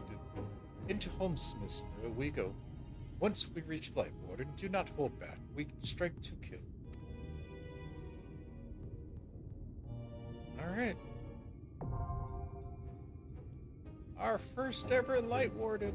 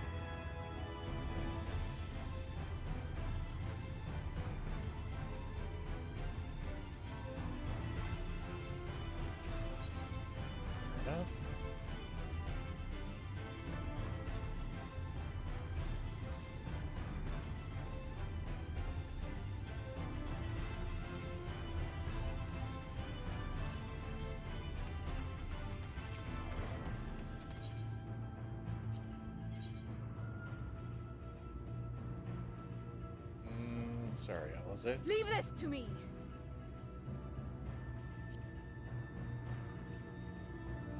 going this way.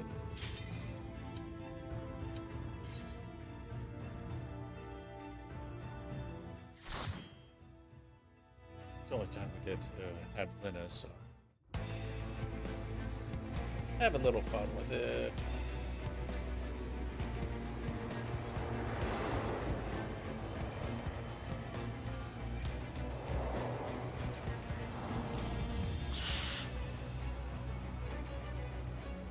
They really made a mess of this place, huh?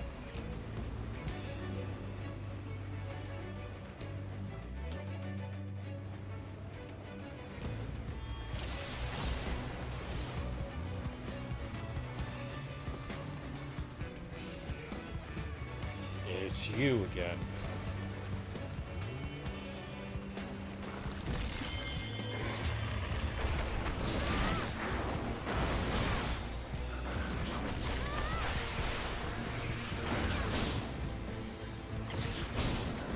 We'll get to that one later.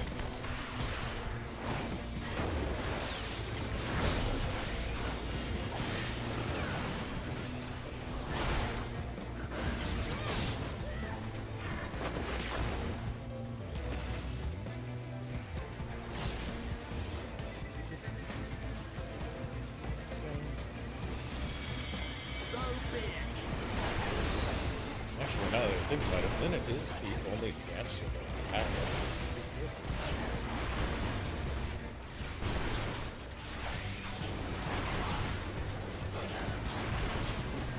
Unfortunately, she doesn't have a partner.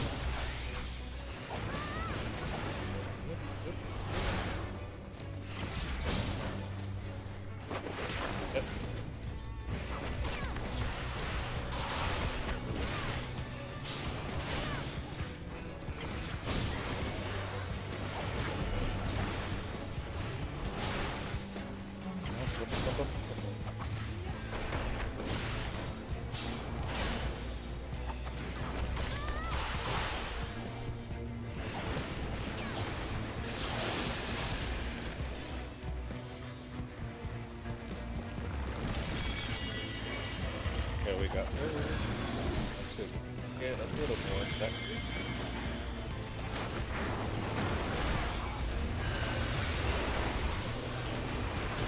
Leave the healing to me.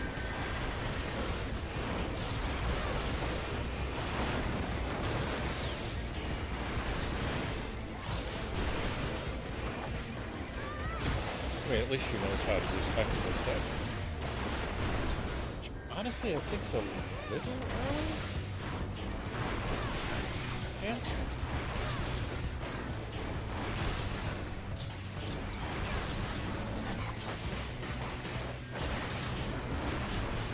Might be wrong on that.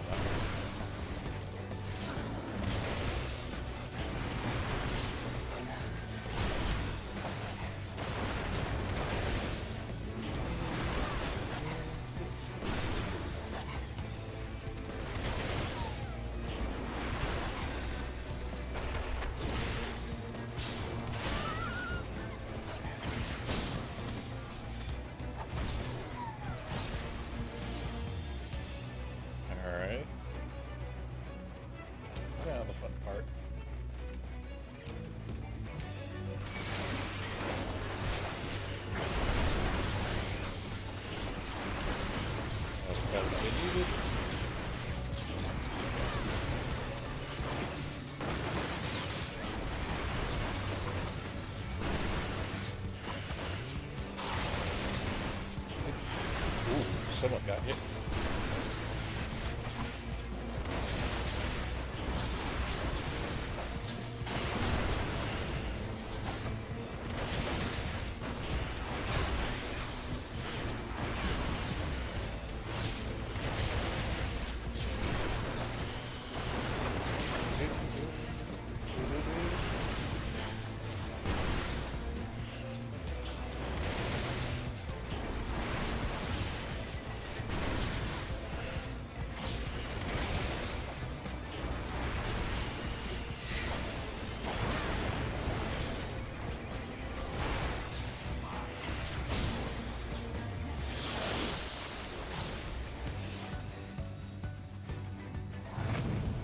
better start this quick.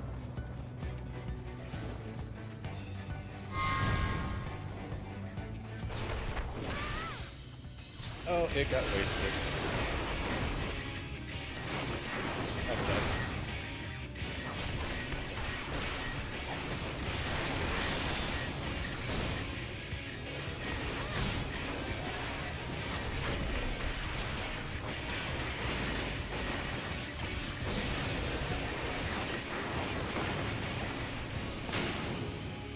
Alright, and we're gonna have the line back right after that.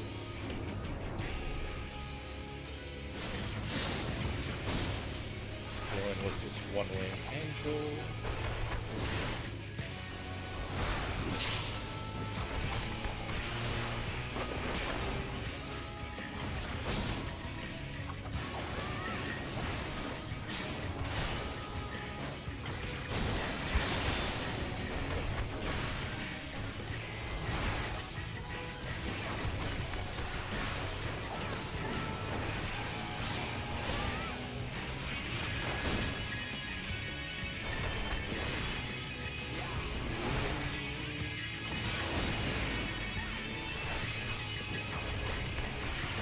Alright, which side you all going to?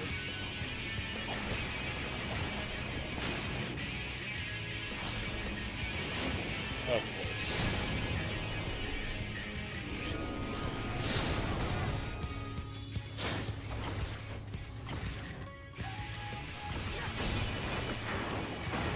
Moving around just like a normal tank.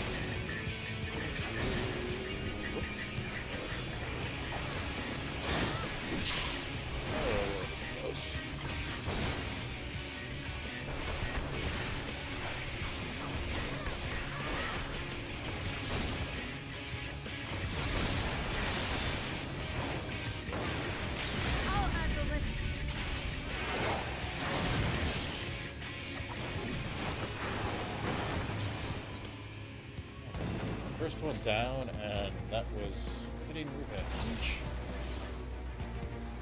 What happened in the desert?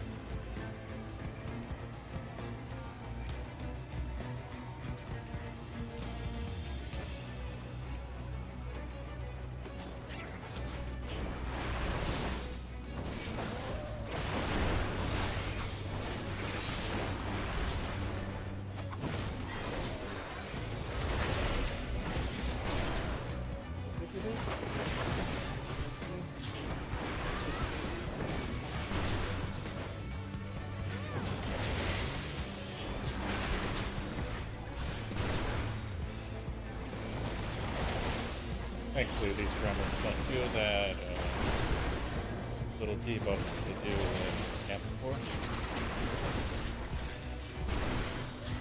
Although that was a cute mechanic.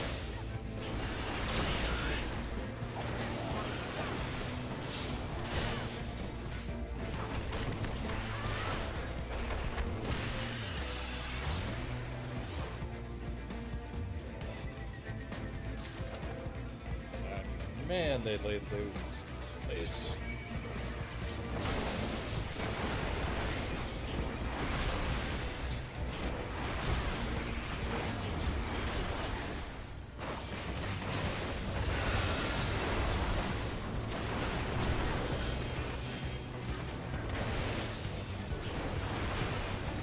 Not even the animals escaped converted to light.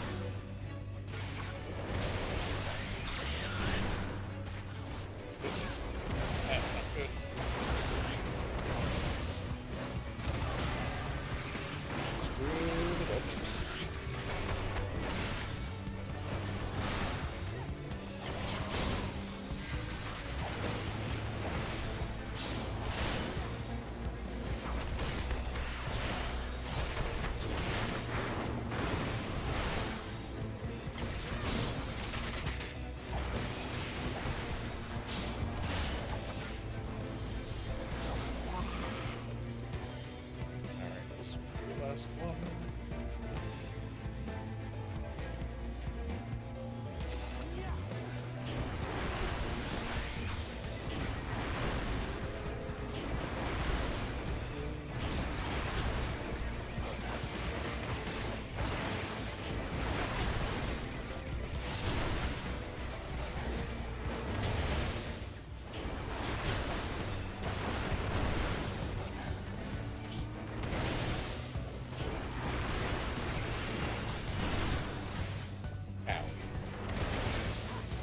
Wasn't as far away as I thought it was. Leave the healing to me.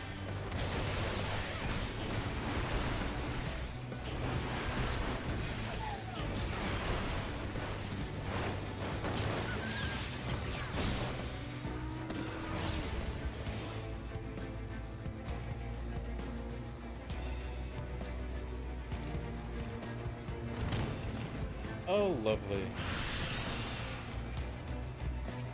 At least we get to put her out of her misery.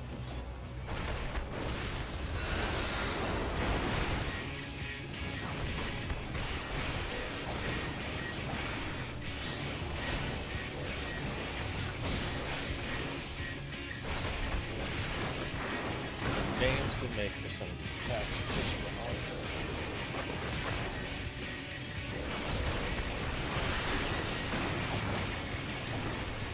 Alright, the fun 1, 2, 3, 4 combo.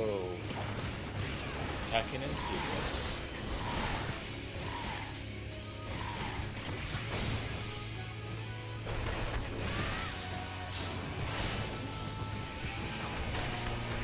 Comes into play later on in the series.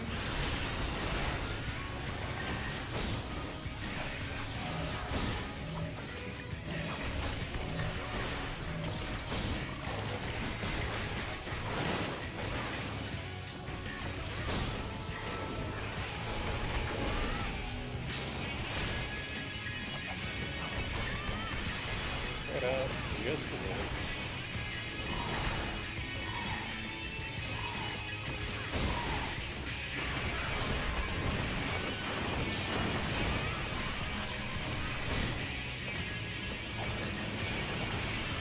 She does have some semblance of her self-worth.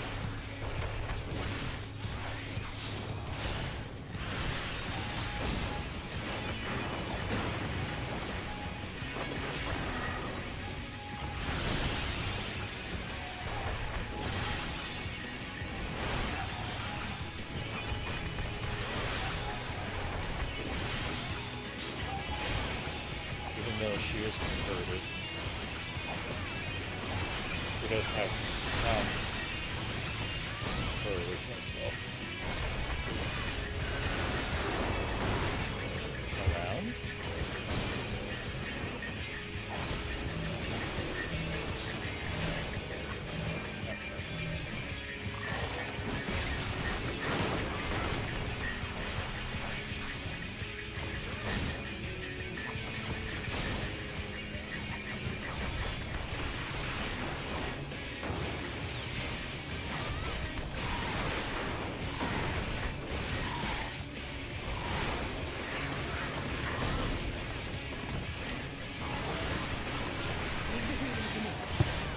What was that? Unimportant. That's what it was.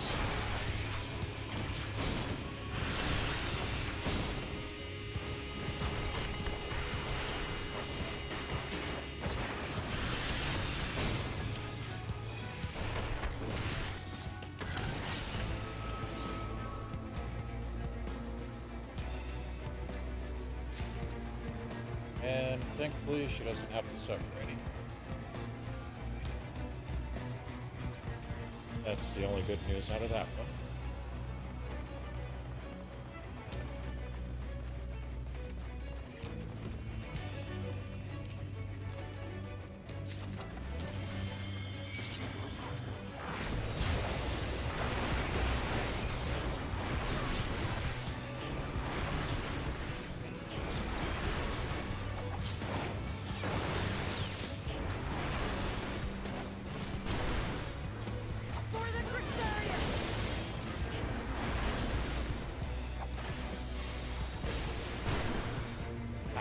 Gotcha.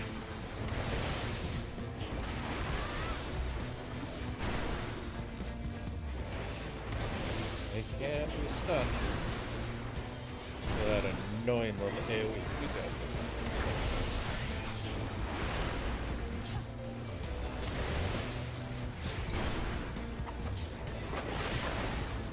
Man, did they make a mess. Hard to believe that there's any survivors at all.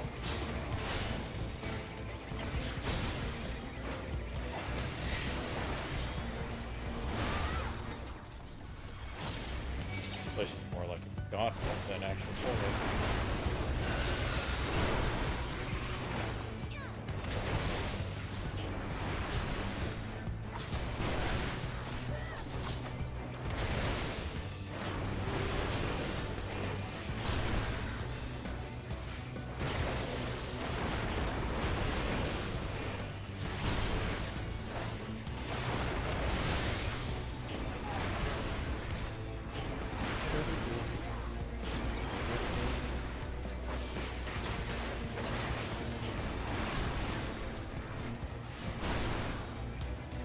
Still seems a little bit high.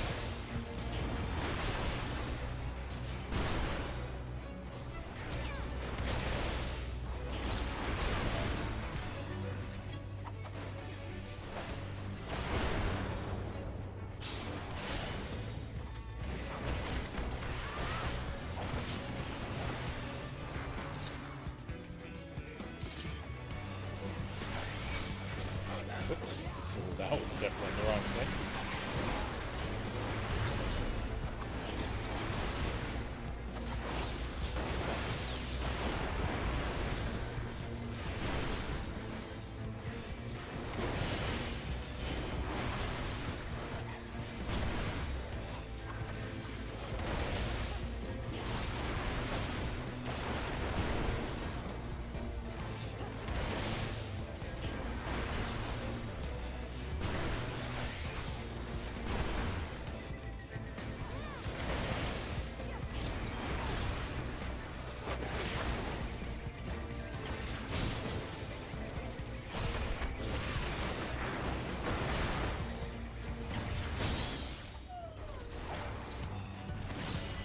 And the last sip.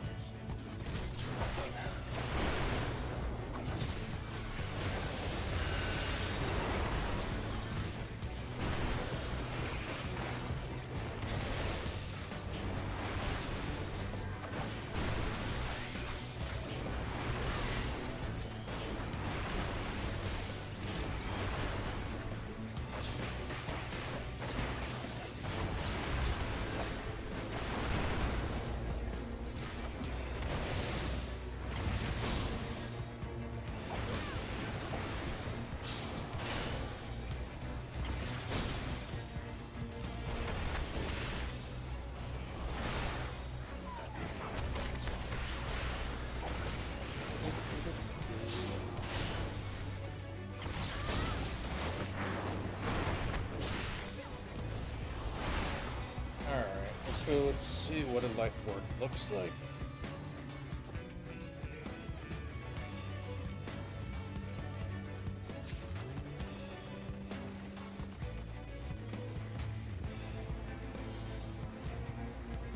Still more about. Somehow.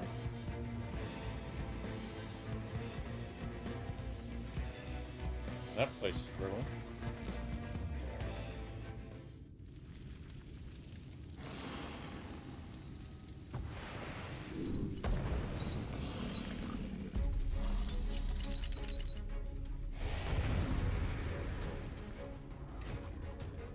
Interesting one.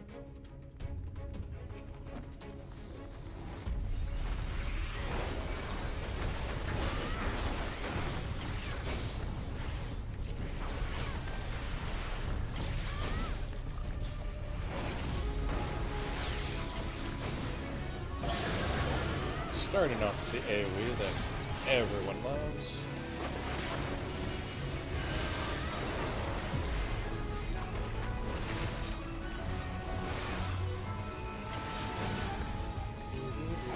There's the player.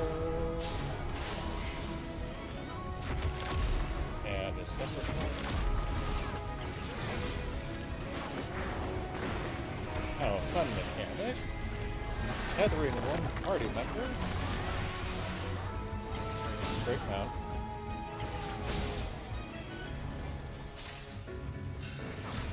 Otherwise, they get hit with that on jazz.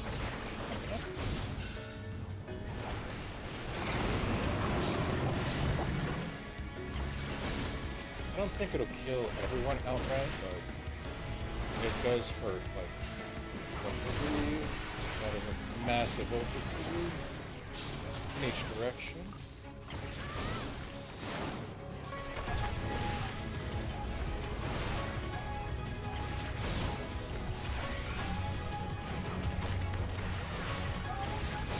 Raha.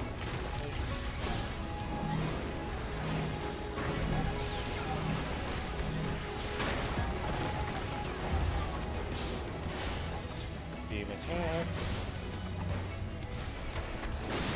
Ow.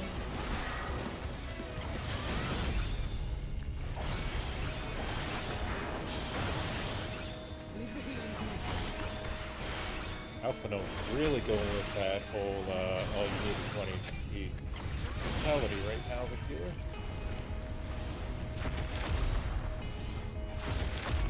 And the double. Here comes the fun one. Frontal attack, photo back cleave. All while rotating.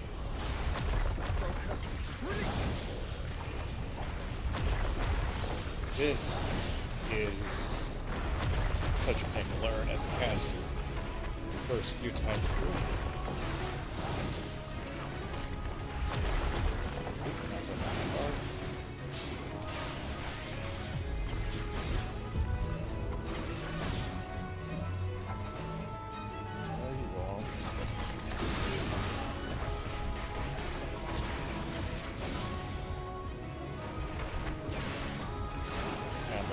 Combo again.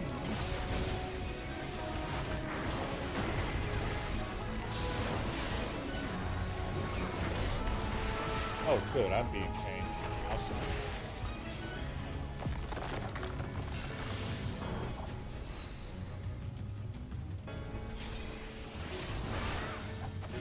Let's see if Lena will actually pop it. There we go.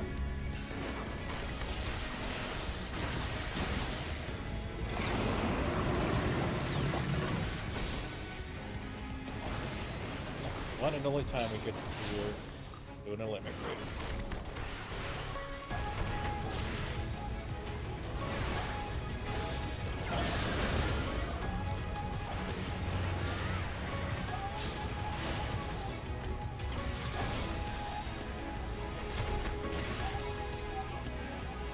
And that's when Minster switch.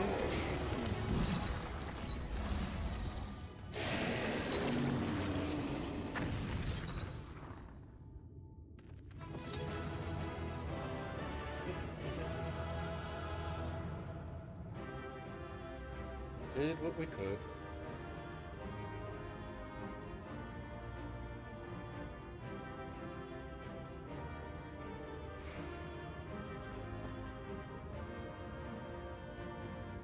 I mean, at least we put out the fires. As for all the people that were lost, that sucks.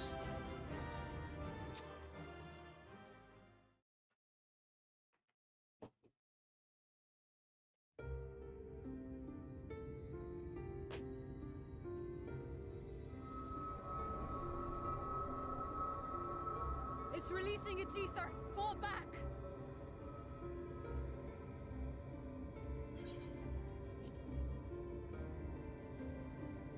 We can't. Oops. That will not be necessary, Captain. Though I appreciate your concern. The eternal light of these creatures has confounded us for nigh on 100 years.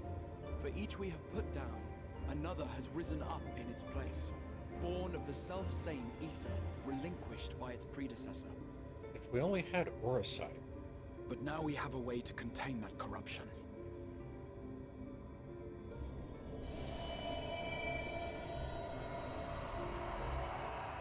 blessing of light, and the hero who wields it now stands before you.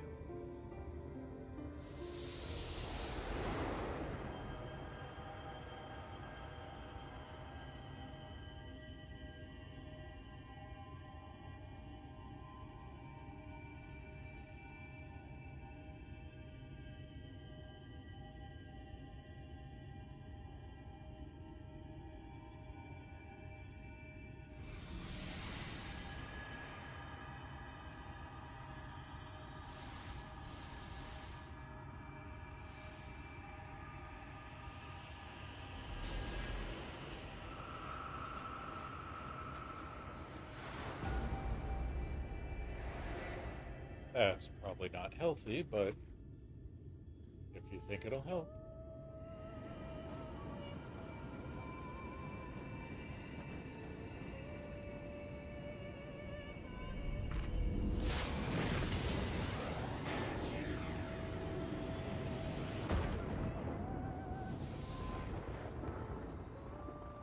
Behold, the monster's power is broken, and the world, twisted by its touch, returns to its rightful form.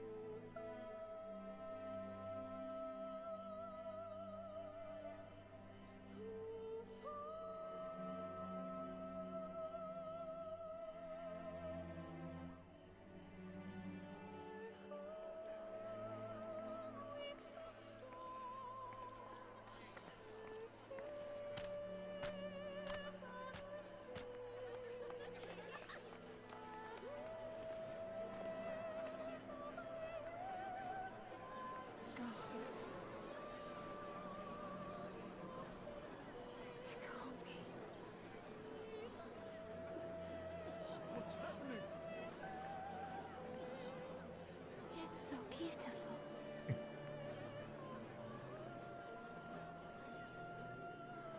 The sunless sea. The warrior of darkness has come.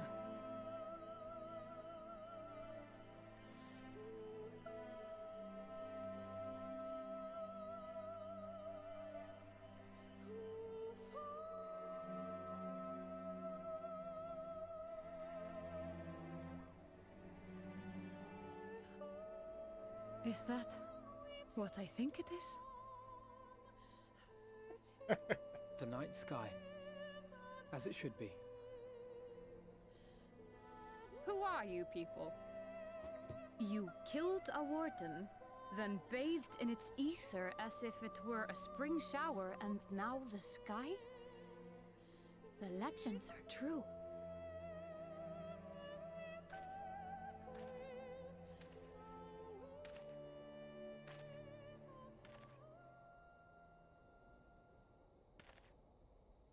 My lord? How many years have I waited for this moment? For the one possessed of her blessing. For you.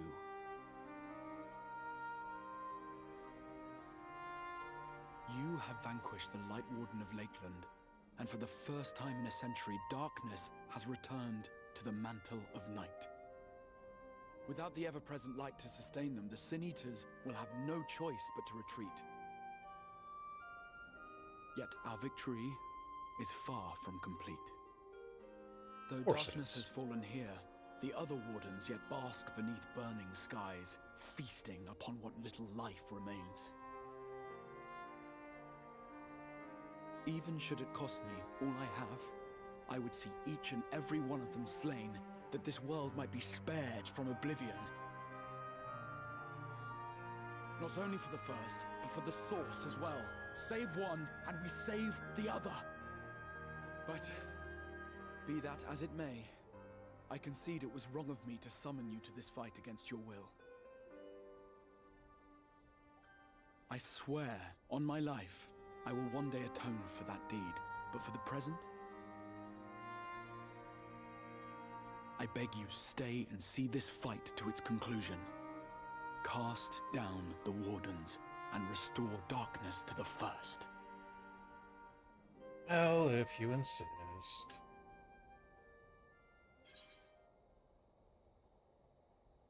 Morning, Catastria. Hope all things are going well with you.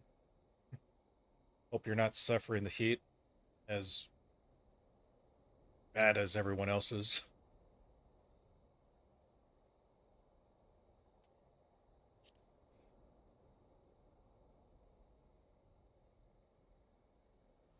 On behalf of the First, I offer you my deepest thanks. I understand there is much at stake here, Exar, but why do you risk yourself so readily? It must have been a dangerous drain on your ether to summon even one person across the rift. I do it for my people, of course. To give the Crystarium the tomorrow it deserves. That is true now, yes, but the city had yet to be built when you first called forth the Crystal Tower. I'm simply curious to know what prompted you to commit yourself so completely to this particular course.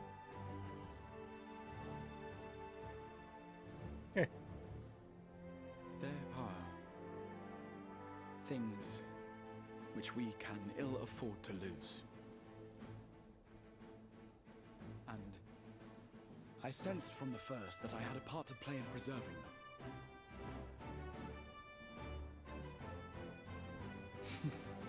Forgive me.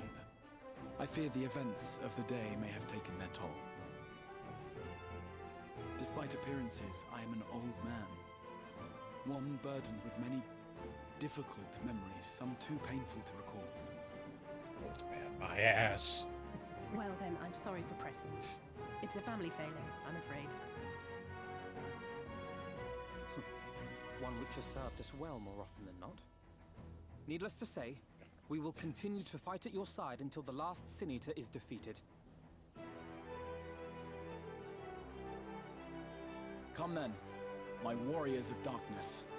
Let us gather the surviving villages and make our way back to the Crystarium. Oh.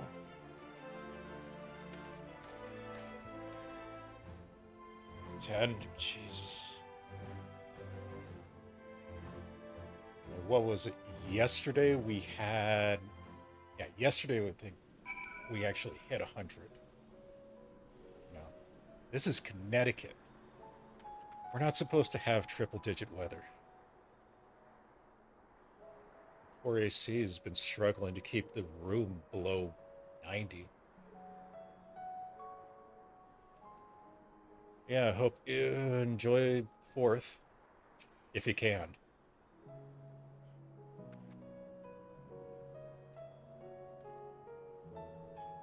How quickly you have justified my faith in you. So many lives saved, and the sky itself held your success. A single victory in a larger struggle, perhaps, but a monumentous one nonetheless.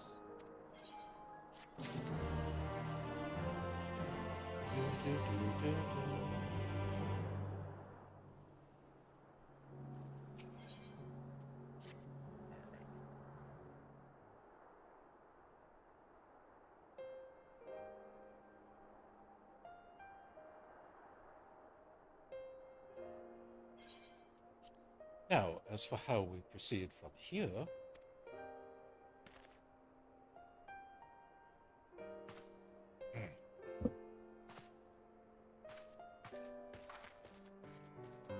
The villagers were evacuated earlier than have arrived safely at the Crystarium. They seem to be accepting their situation for the moment. Most folk are far too distracted by the sky to worry about their wounds or lost homes. They whisper and wonder if the warrior of darkness has come. 'Tis to be expected. Saphrine, I must ask you a favor of you. Would you be so kind as to conceal your involvement in this endeavor for the time being? Seeing the light recede from Lakeland is a momentous occasion, and many will be swept up in the maelstrom of excitement and confusion.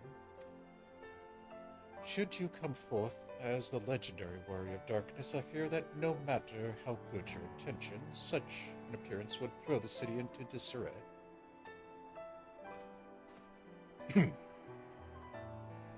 I find myself in agreement with the Exarch, though my concerns are more focused on Yulmore. And that fat bastard will do whatever he can. It may be the best if you maintain a low profile until we see how Vothri responds to all of this. Because it will obviously be something subtle and not over-exaggerated.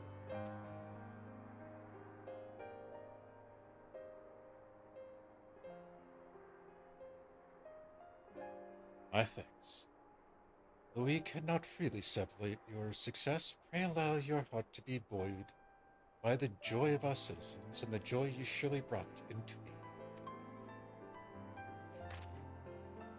And I must ask the same discretion of you, Come. 'Tis my intention to share with our people the tale of the great warrior who stood in defiance of the cities. This unnamed champion defeated a Lightwarden and has since departed for parts unknown, yes?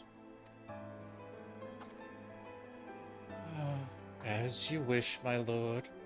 Your penchant for mystery is nothing new, and I will encourage the folks not to question this either. Although I expect to be told the whole truth of it one day about all of you.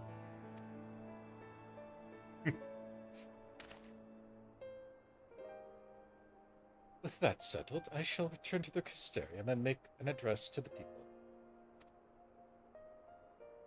These explanations and adjustments will consume much of my time, so pray take the opportunity to rest and recover from your exploits. And to think, you'll not even need to shutter the windows to enjoy the dark and peaceful night's.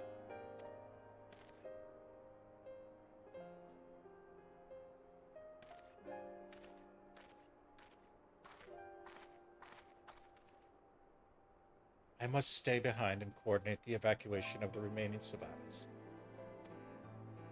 And I hesitate to ask after all you've done here today, but could I ask you to pass on a message on your way to the pendants? Please let Bragi know that we are bringing a number of injured, and that any restoratives in the markets need to be reserved for the infirmary.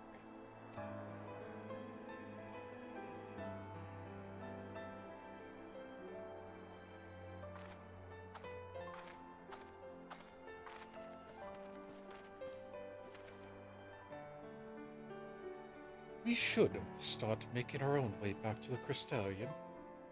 Slowly, mind you. It wouldn't do to arrive too soon after the exile. I'm staying behind as well. There's something I need to check in on in Holminster. We already went through the village top to bottom, Aliza. We should all take the chance to rest, you included. Yeah. I knew one of those eaters, and I just can't rest it now.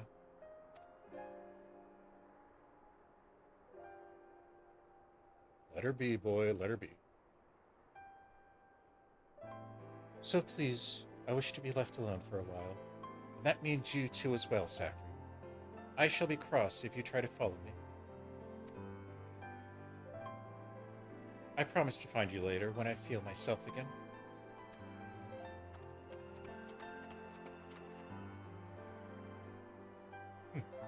Just you and me then, shall we?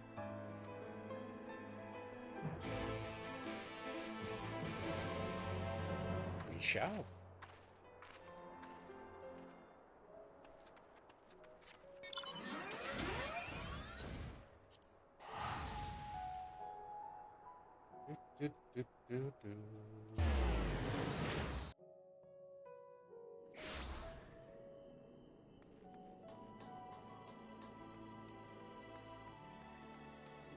Yay, no more light. Ever. Well, the crystarium seems relatively in order, wouldn't you say? The Exarch's speech must have been reassuring to hear. On the contrary, there is some jubilant in the air. I have a feeling that this night won't be quite as peaceful as our hooded friend predicted. I think I shall take a brief stroll around town before retiring to my chambers.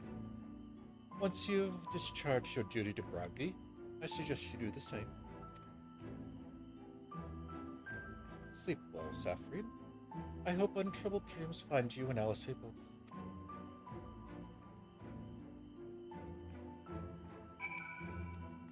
Alright, to the markets. And the master of the markets.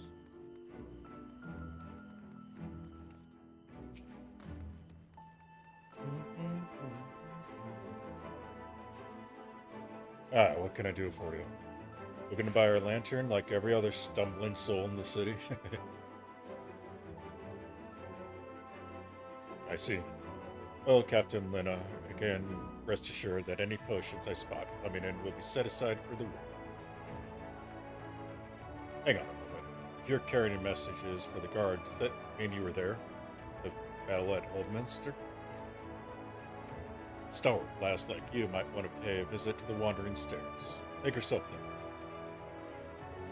I'm sure Glenard can introduce you to some interesting opportunities.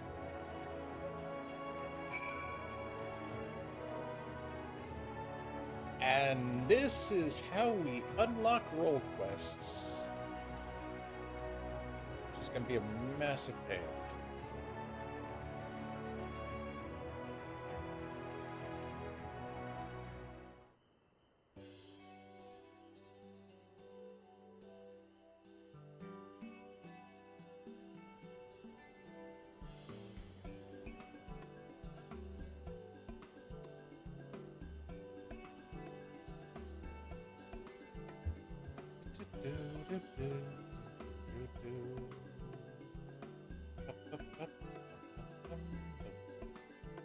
Celia, more beer for the table 2. A couple of pints of mead for table 3 while you're at it. Coming right up.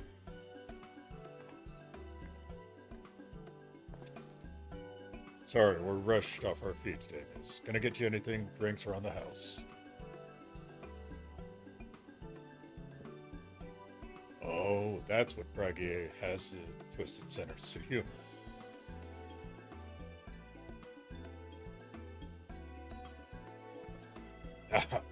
To think he'd send you to me at a time like this. First real night in near 100 years has folk all riled up and then some. What's more, was that the Eater at business at Homeminster Switch. They say a Lightwarden was destroyed without a damn trace, and it was the Warrior of Darkness who did the deed.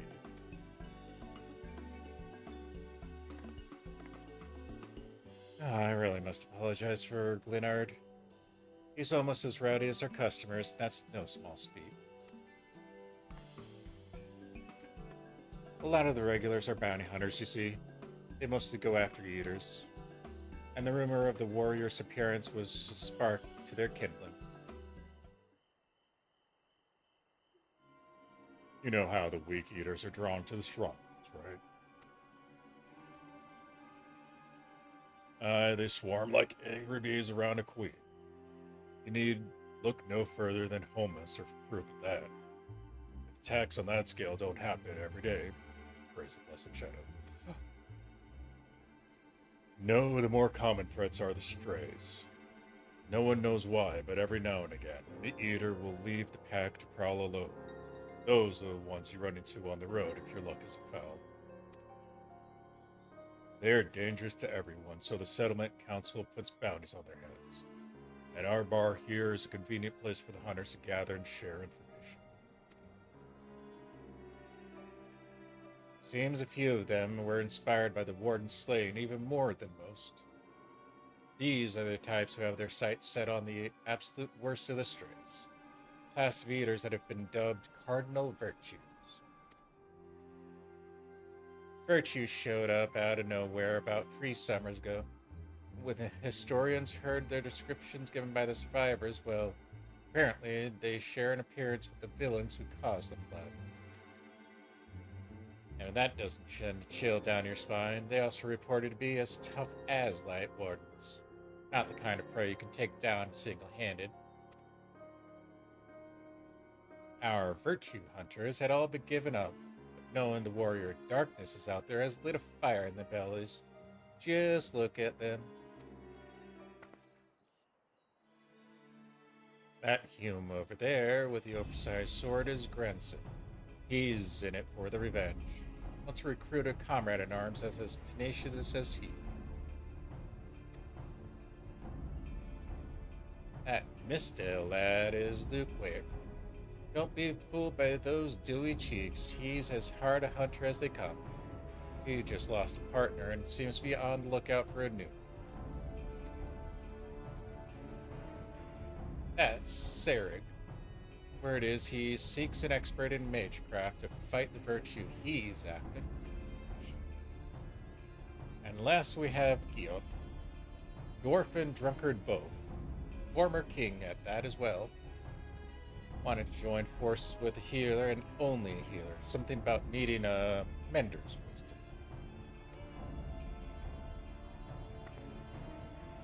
I've seen my share of competent veterans, and you have that look about you. Maybe you should introduce yourself to one of our hunters. Who knows? Together you might even collect the bounty on a cardinal virtue. Now there's a grand idea. Imagine the prestige my bar would earn if we boasted the patronage of a successful virtue. It's not like it's going to be required to go and finish the main story. Yep. Oh, it's going to be fun. So that was the fiscal. So we'll deal with that later. Much.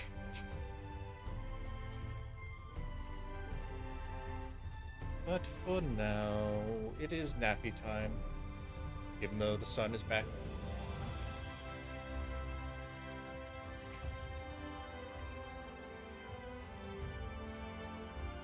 Wonder if anyone can sleep in this city with such an uproar. But will you be retired to your quarters? Very good. In light of present situation, I have illumination prepared for all of us. No need to rush to the markets for lanterns or candles. Have a pleasant rest, miss.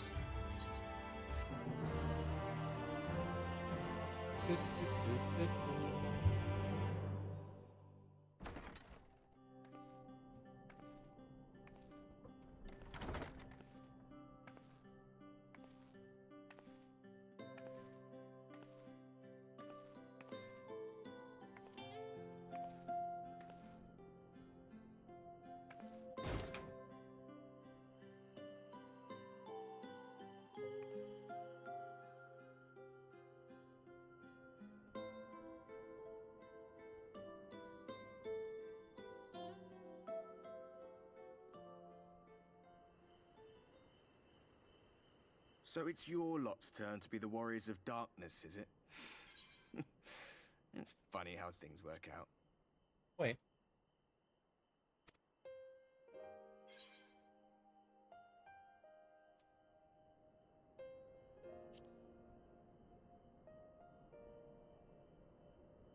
Well, I did warn you.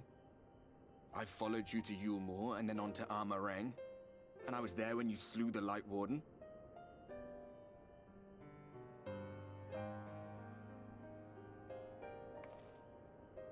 Those white-haired twins who were with you. I remember them from our battle in the Source. Are they your friends then?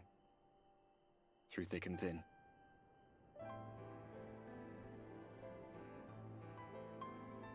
Aye. Then I suggest you keep them close. It's when you charge ahead trying to save someone else that you end up losing those you love. Not that you need telling, I'll bet you've lost plenty. But I wonder, More than you realize. what will it cost you this time? I don't remember when it was that I learned regret Ophelia, wasn't worth the bother. Moonbreeda, You get numb to it all over the Parsifal. years. The lost comrades, the broken promises, the abandoned principles. Just more nagging burdens to ignore.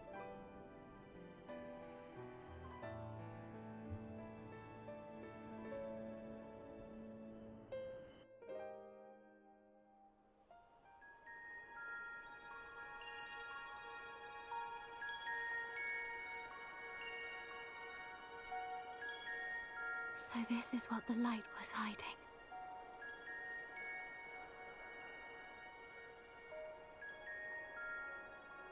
She's here. I must go to her. Oh.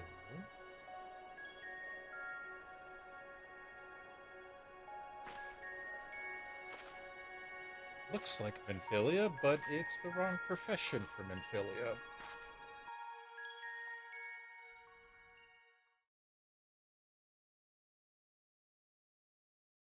Meanwhile, in case you've forgotten, time is still passing on the source. Intruders! Fan out and find them!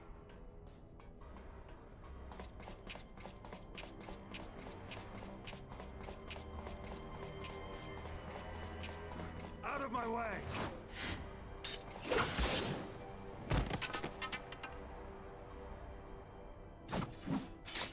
Stay your weapon. We are not your enemy. Justinian has a pretty strike first, ask later mentality. When the alarm sounded, I wondered what we had done to betray our presence. But I see now we are not the only intruders. Sir Estinian, I presume. The dragoon who plucked the warrior of light from the jaws of death. Your armor is most distinct.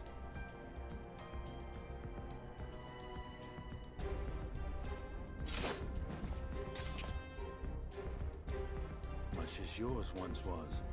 But even without it, I see a former legator still has eyes and ears in unexpected places. Van Baelsar, in the flesh. Though I understand you prefer Shadow Hunter.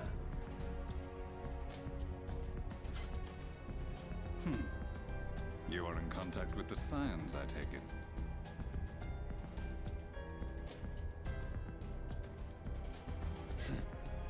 Through no choice of my own, they tracked me down and conscripted me to their cause. I swear the receptionist was trained as a spy. Not that anyone can escape that Baldessian woman once she has caught the scent of your ether. If they have resorted to using freelancers, I must assume their attempts to wake the afflicted have failed. Even Estinian And what of their Ferals, champion? fellas. Away on other business. Thus, it has fallen to me to root out any trace of the Empire's new weapon.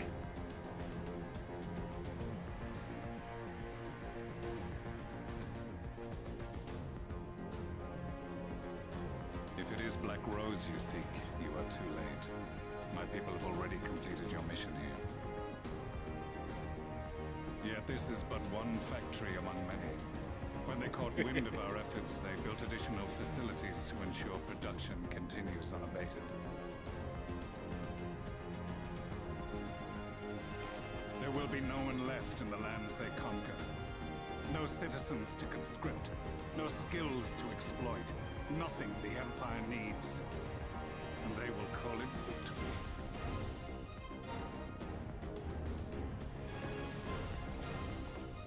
What exactly does this Black Rose do? I want to ask. The gas is described as a poison, but its actual effect is more arcane in nature. It was created to disrupt the ether in living beings, to bring the flow of their life energies to a standstill. Inhaling even the tiniest amount will cause all bodily functions to cease, much as a potent venom will stop a man's heart. Released over a city, Black Rose could conceivably kill every inhabitant. And all without damaging a single structure. Search every corner! Rouse the barracks if you have to! I want this facility secured! I have more questions, but now is not the time. Sir Estinian, I have an offer for you, but I will make it only once. Since it would seem we seek the same answers, you are welcome to join us. Ha! From what I hear, you need all the help you can get. In case you don't know, Varys himself confessed that your empire was a creation of the Ascians. I am aware of what his Radiance said at the parley. Thus, I would return to the capital, that I might behold the truth of this corruption with my own eyes. My path leads to Garlemald.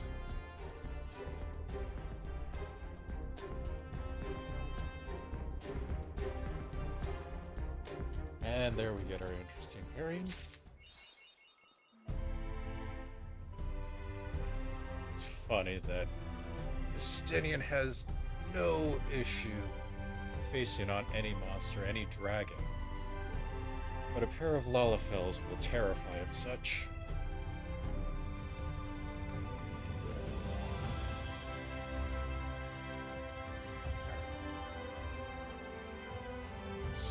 What do we have next? And next will be the last one. Seriously, what Lalafell have we had that has not been a straight menace to everybody?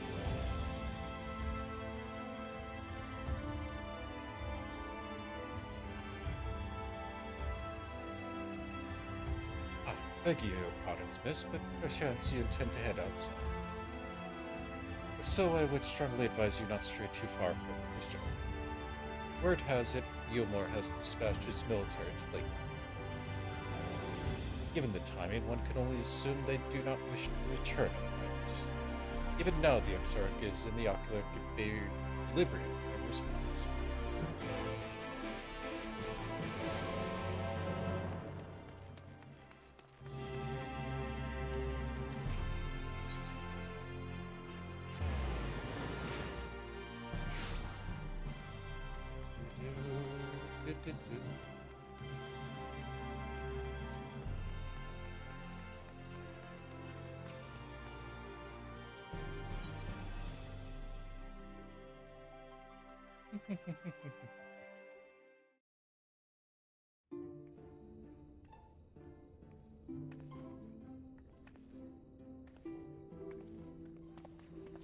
You have come at a good time.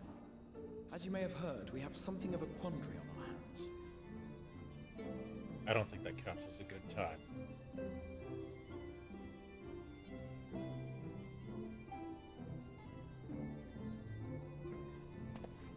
Laxon Loft here in Lakeland.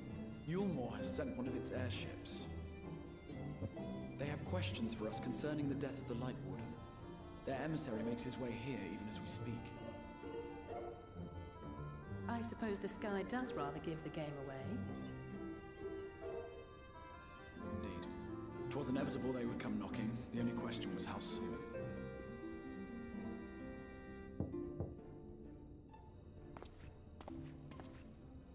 My lord, I am come with the Yulmoran emissary. May I show him in? A moment, Captain, if you would.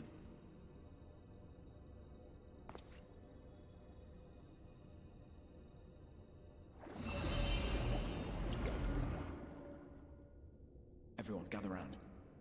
Mm-hmm.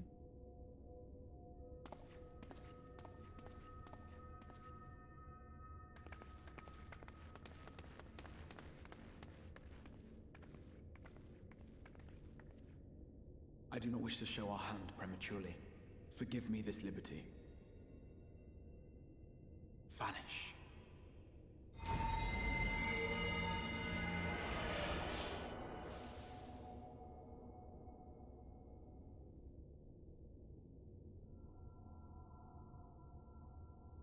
Hopefully nobody knows that Enter. so.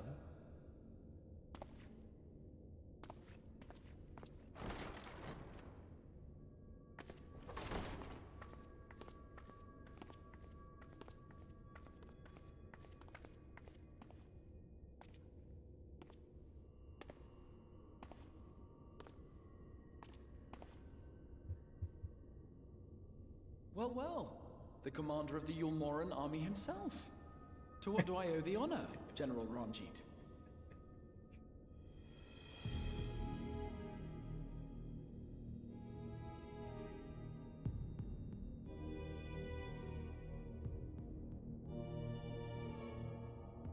The Lightwarden is dead, Exarch.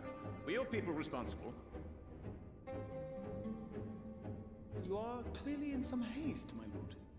But before I address your question, you must allow me one of my own. What is Yulmor's interest in this?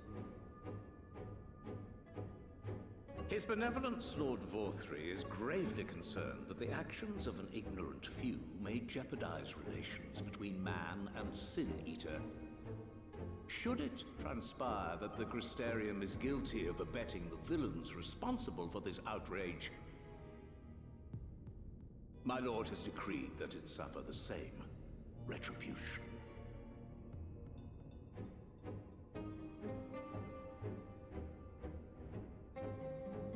I see. Since you have been so candid, I too shall speak my mind. Regardless of who is responsible, the Crystarium rejoices in the Lightwarden's death and welcomes the return of the night sky. If Yulmor considers this tantamount to aiding those you term villains, then by all means, carry out your retribution. Know, however, that even should every innocent soul in the Crystarium perish, nothing can stop that which has been set in motion.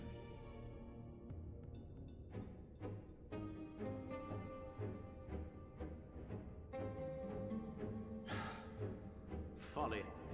The death of one or 1,000,000 Sin Eaters changes nothing. The world is dead, and writhe as we might, like maggots in its rotting course, it will not be reborn.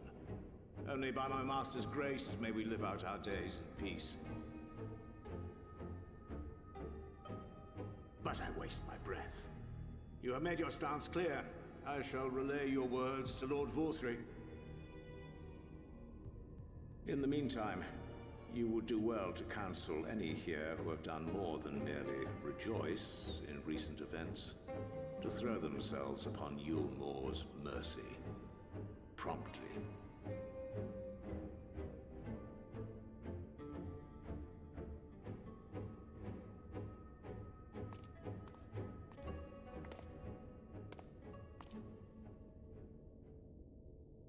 One last matter. We are searching for a young artist and his assistant. Know you of whom I speak? Wow, they still haven't let that go. An artist and his assistant, no. I cannot say I do. What a pity. Should they reveal themselves to you, I bid you hand them over at once. My master is most eager to see them again.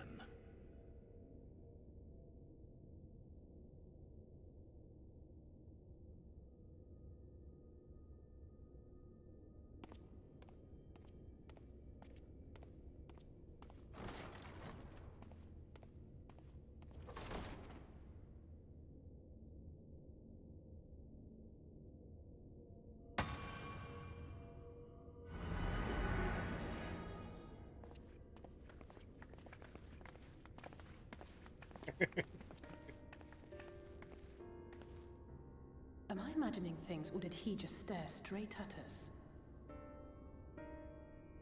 I fear he did. The General is not a man to be trifled with. Alphino did learn from Kryl a bit, so it wouldn't be too surprising. Before Vorthry's time, when the nation still spearheaded the fight against the Sin Eaters. One does not command the world's mightiest army, and for so long, without possessing exceptional instincts. If Yulmor chose to send such an individual, we must assume this talk of retribution is more than an idle threat. While we are grateful for your support, my lord, we cannot in good conscience put your people in harm's way.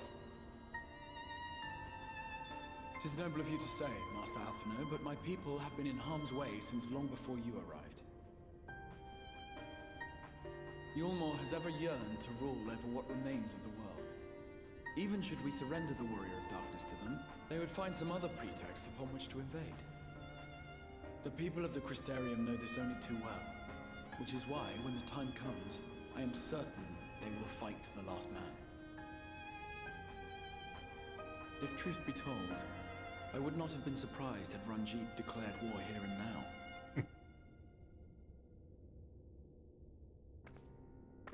He may have reason to delay. Ew. According to reports, the Yulmoran forces at Laxan Loft were observed taking a prisoner. A young woman believed to be none other than the Oracle of Light, Minfilia. Ew.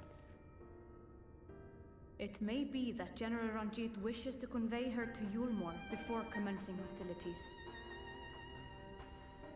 Having mentored generations of Minfilias, it would not surprise me if he had made her capture his chief concern.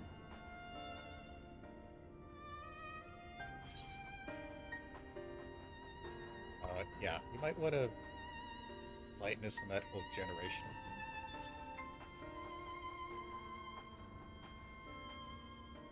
Ah, of course. How remiss of me. I had intended to speak to you of Minfilia.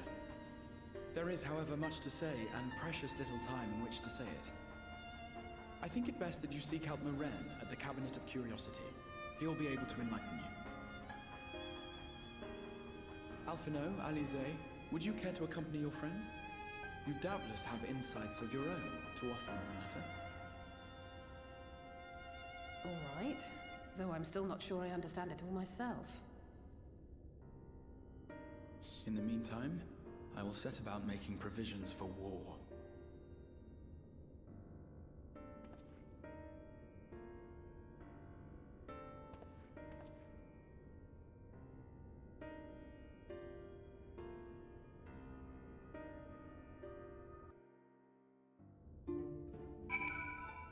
Thinking about it.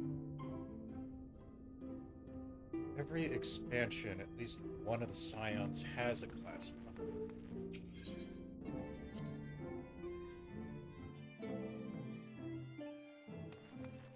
Question is, who's going to upgrade this time around? The next expansion.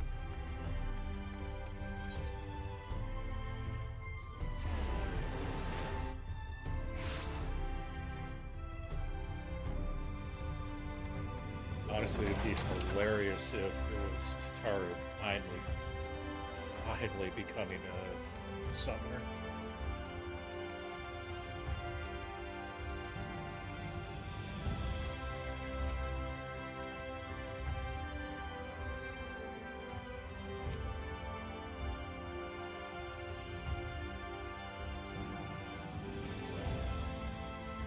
Yes. If you're after books pertaining to the Warrior of Darkness, I'm afraid they're mostly out on loan at present. They are experiencing quite a surge. Oh, you wish to learn of the Oracle, right?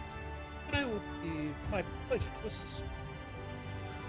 After I've finished off a few outstanding tasks, that is, I'll attend to them. Perhaps you could fetch me the book.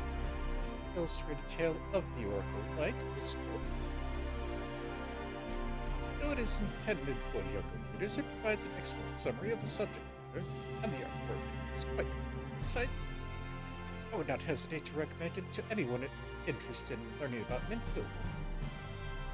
But you must see it for yourself. The book should be located on the level below. Should, I say. For a while, there was a place for everything here. But not everything is always in its place, despite my best efforts. In short, if the book is not where it should be, it is almost certainly somewhere it shouldn't. So, good luck.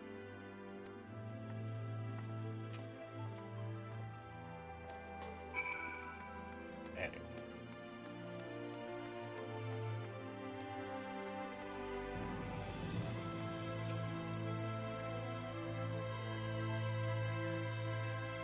Is this the book? Nope, that's an adult manga.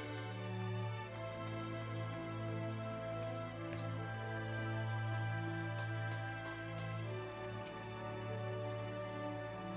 this one?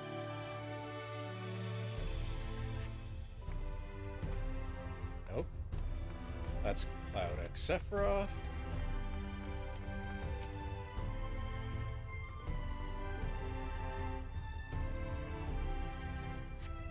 There we go.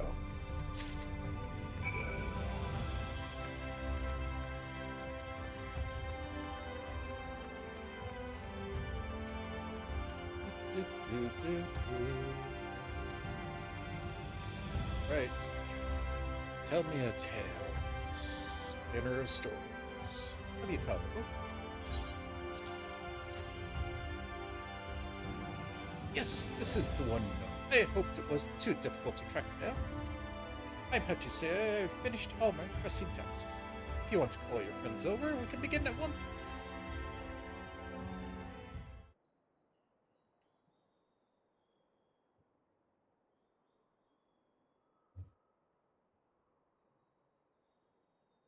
Without further ado, then.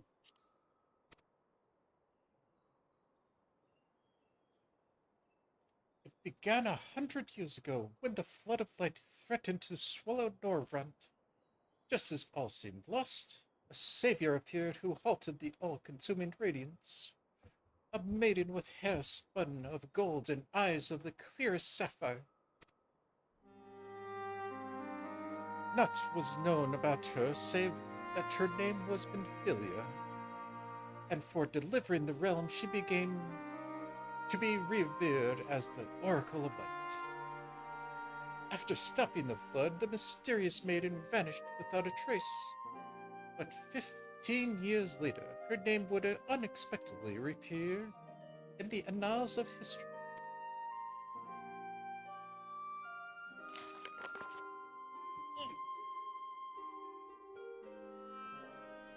That is a very unique drawing. When Sin-Eaters laid ruin to the kingdom of Vokot, a young girl was discovered who was immune to the creature's blight and touch. One with hair spun of gold and eyes of the clearest sapphire. She was hailed as the Oracle Reborn and came likewise to be called Minfilia.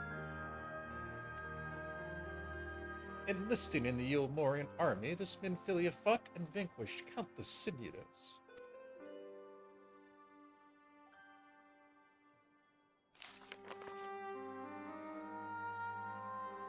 Sweet Lord. Alas, like so many other soldiers, she eventually met her end in battle. And yet with her dying breath she whispered unto her grieving comrades, Minfilia will return. And true to her word, some years later another young girl was discovered who possessed the self-same eyes, that self-same hair, those self-same powers.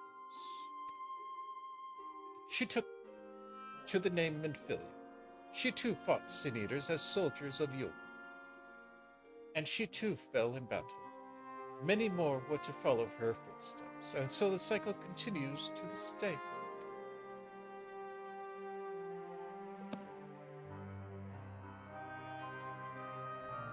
And that concludes the tale. By their valor and sacrifice, these women have saved Norvrant on numerous occasions. And were it not for them, we might never have learned of the Lightwardens and their nature.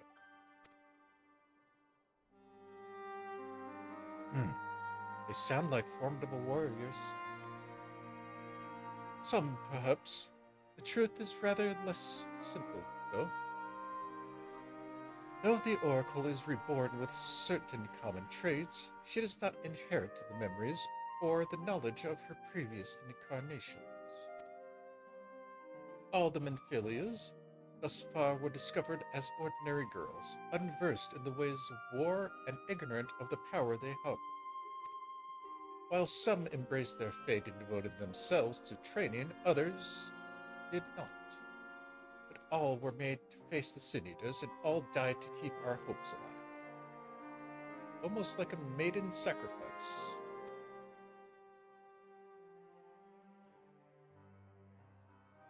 What can you tell us of the good Minfilia? She was found by the Umolan army some 10 years ago and taken into their care. Or rather, their custody. She was a prisoner in all but name, for by that time, under Lord Vothru's rule, Yulmar had already abandoned resistance in favor of decadence. Menphilia was an uncomfortable reminder of the war they no longer wished to fight, a potential threat to peace, and so they kept her under lock and key.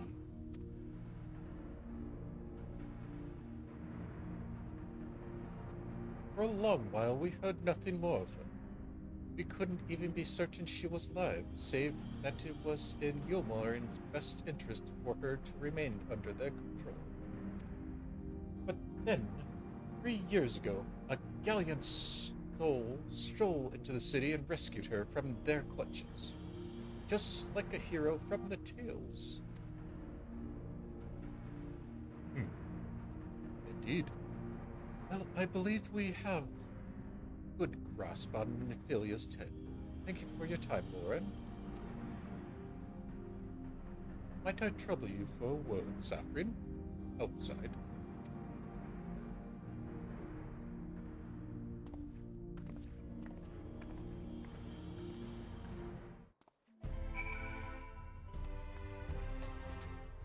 Honestly, it's almost Avatar-ish, the way the Menphilia reincarnations work. So keep her locked away and you never have to worry about searching for her again. This seems a suitable place for a chat.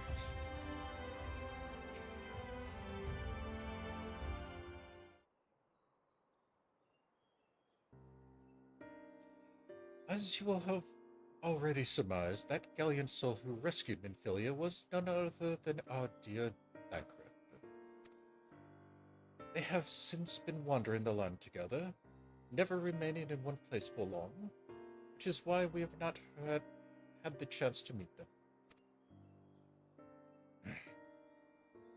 We know that Menphilia journeyed here as Highland's emissary to halt the Flood of Light. It could only be her that the people of the First witnessed 100 years ago, the original Oracle of Light.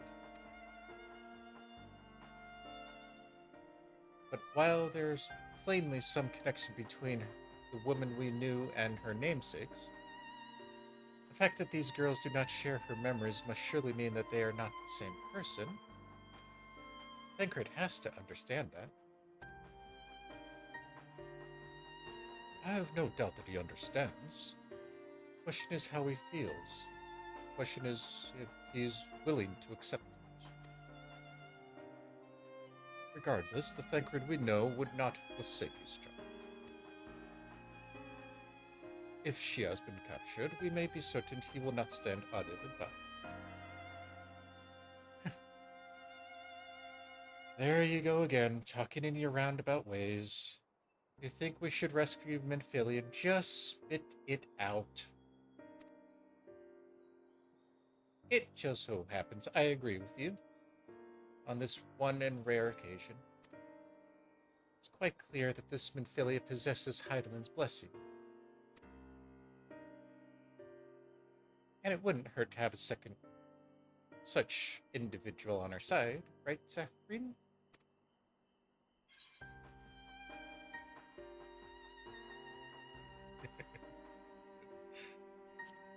Oh, well, be nice.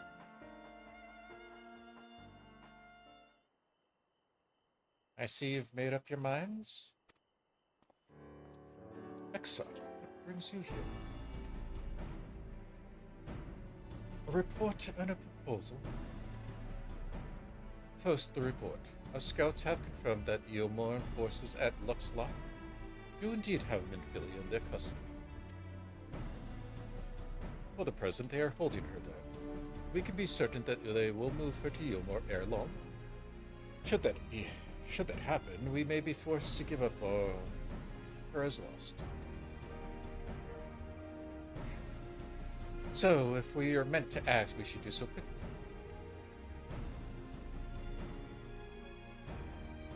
Which brings me to my proposal. I ask that you entrust this undertaking to us, the people of the Casteria.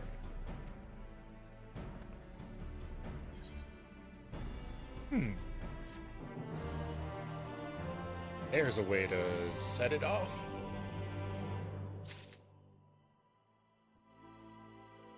What say you, Alfie? I'll say. Well, the Exarch readying to go and start a fight. Yeah, hopefully they can win. I think that is going to be a checkpoint for us and an ending for the stream.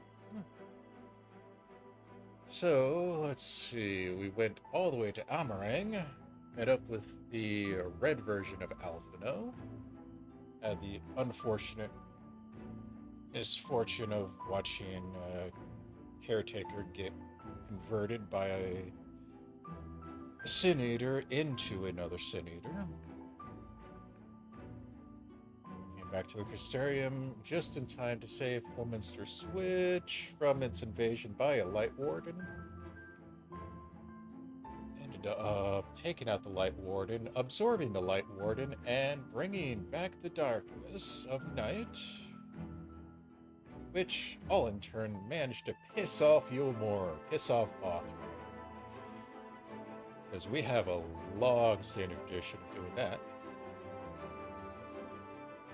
Next time, we will be enjoying the Exarch's grand plan of rescuing this Oracle of Light from the Yomoran detachments in Lakeland. And from there, we'll see what happens. But for us here at the corner, we are going to call it on that one. So, as always, thank you for watching, and we'll see you next time.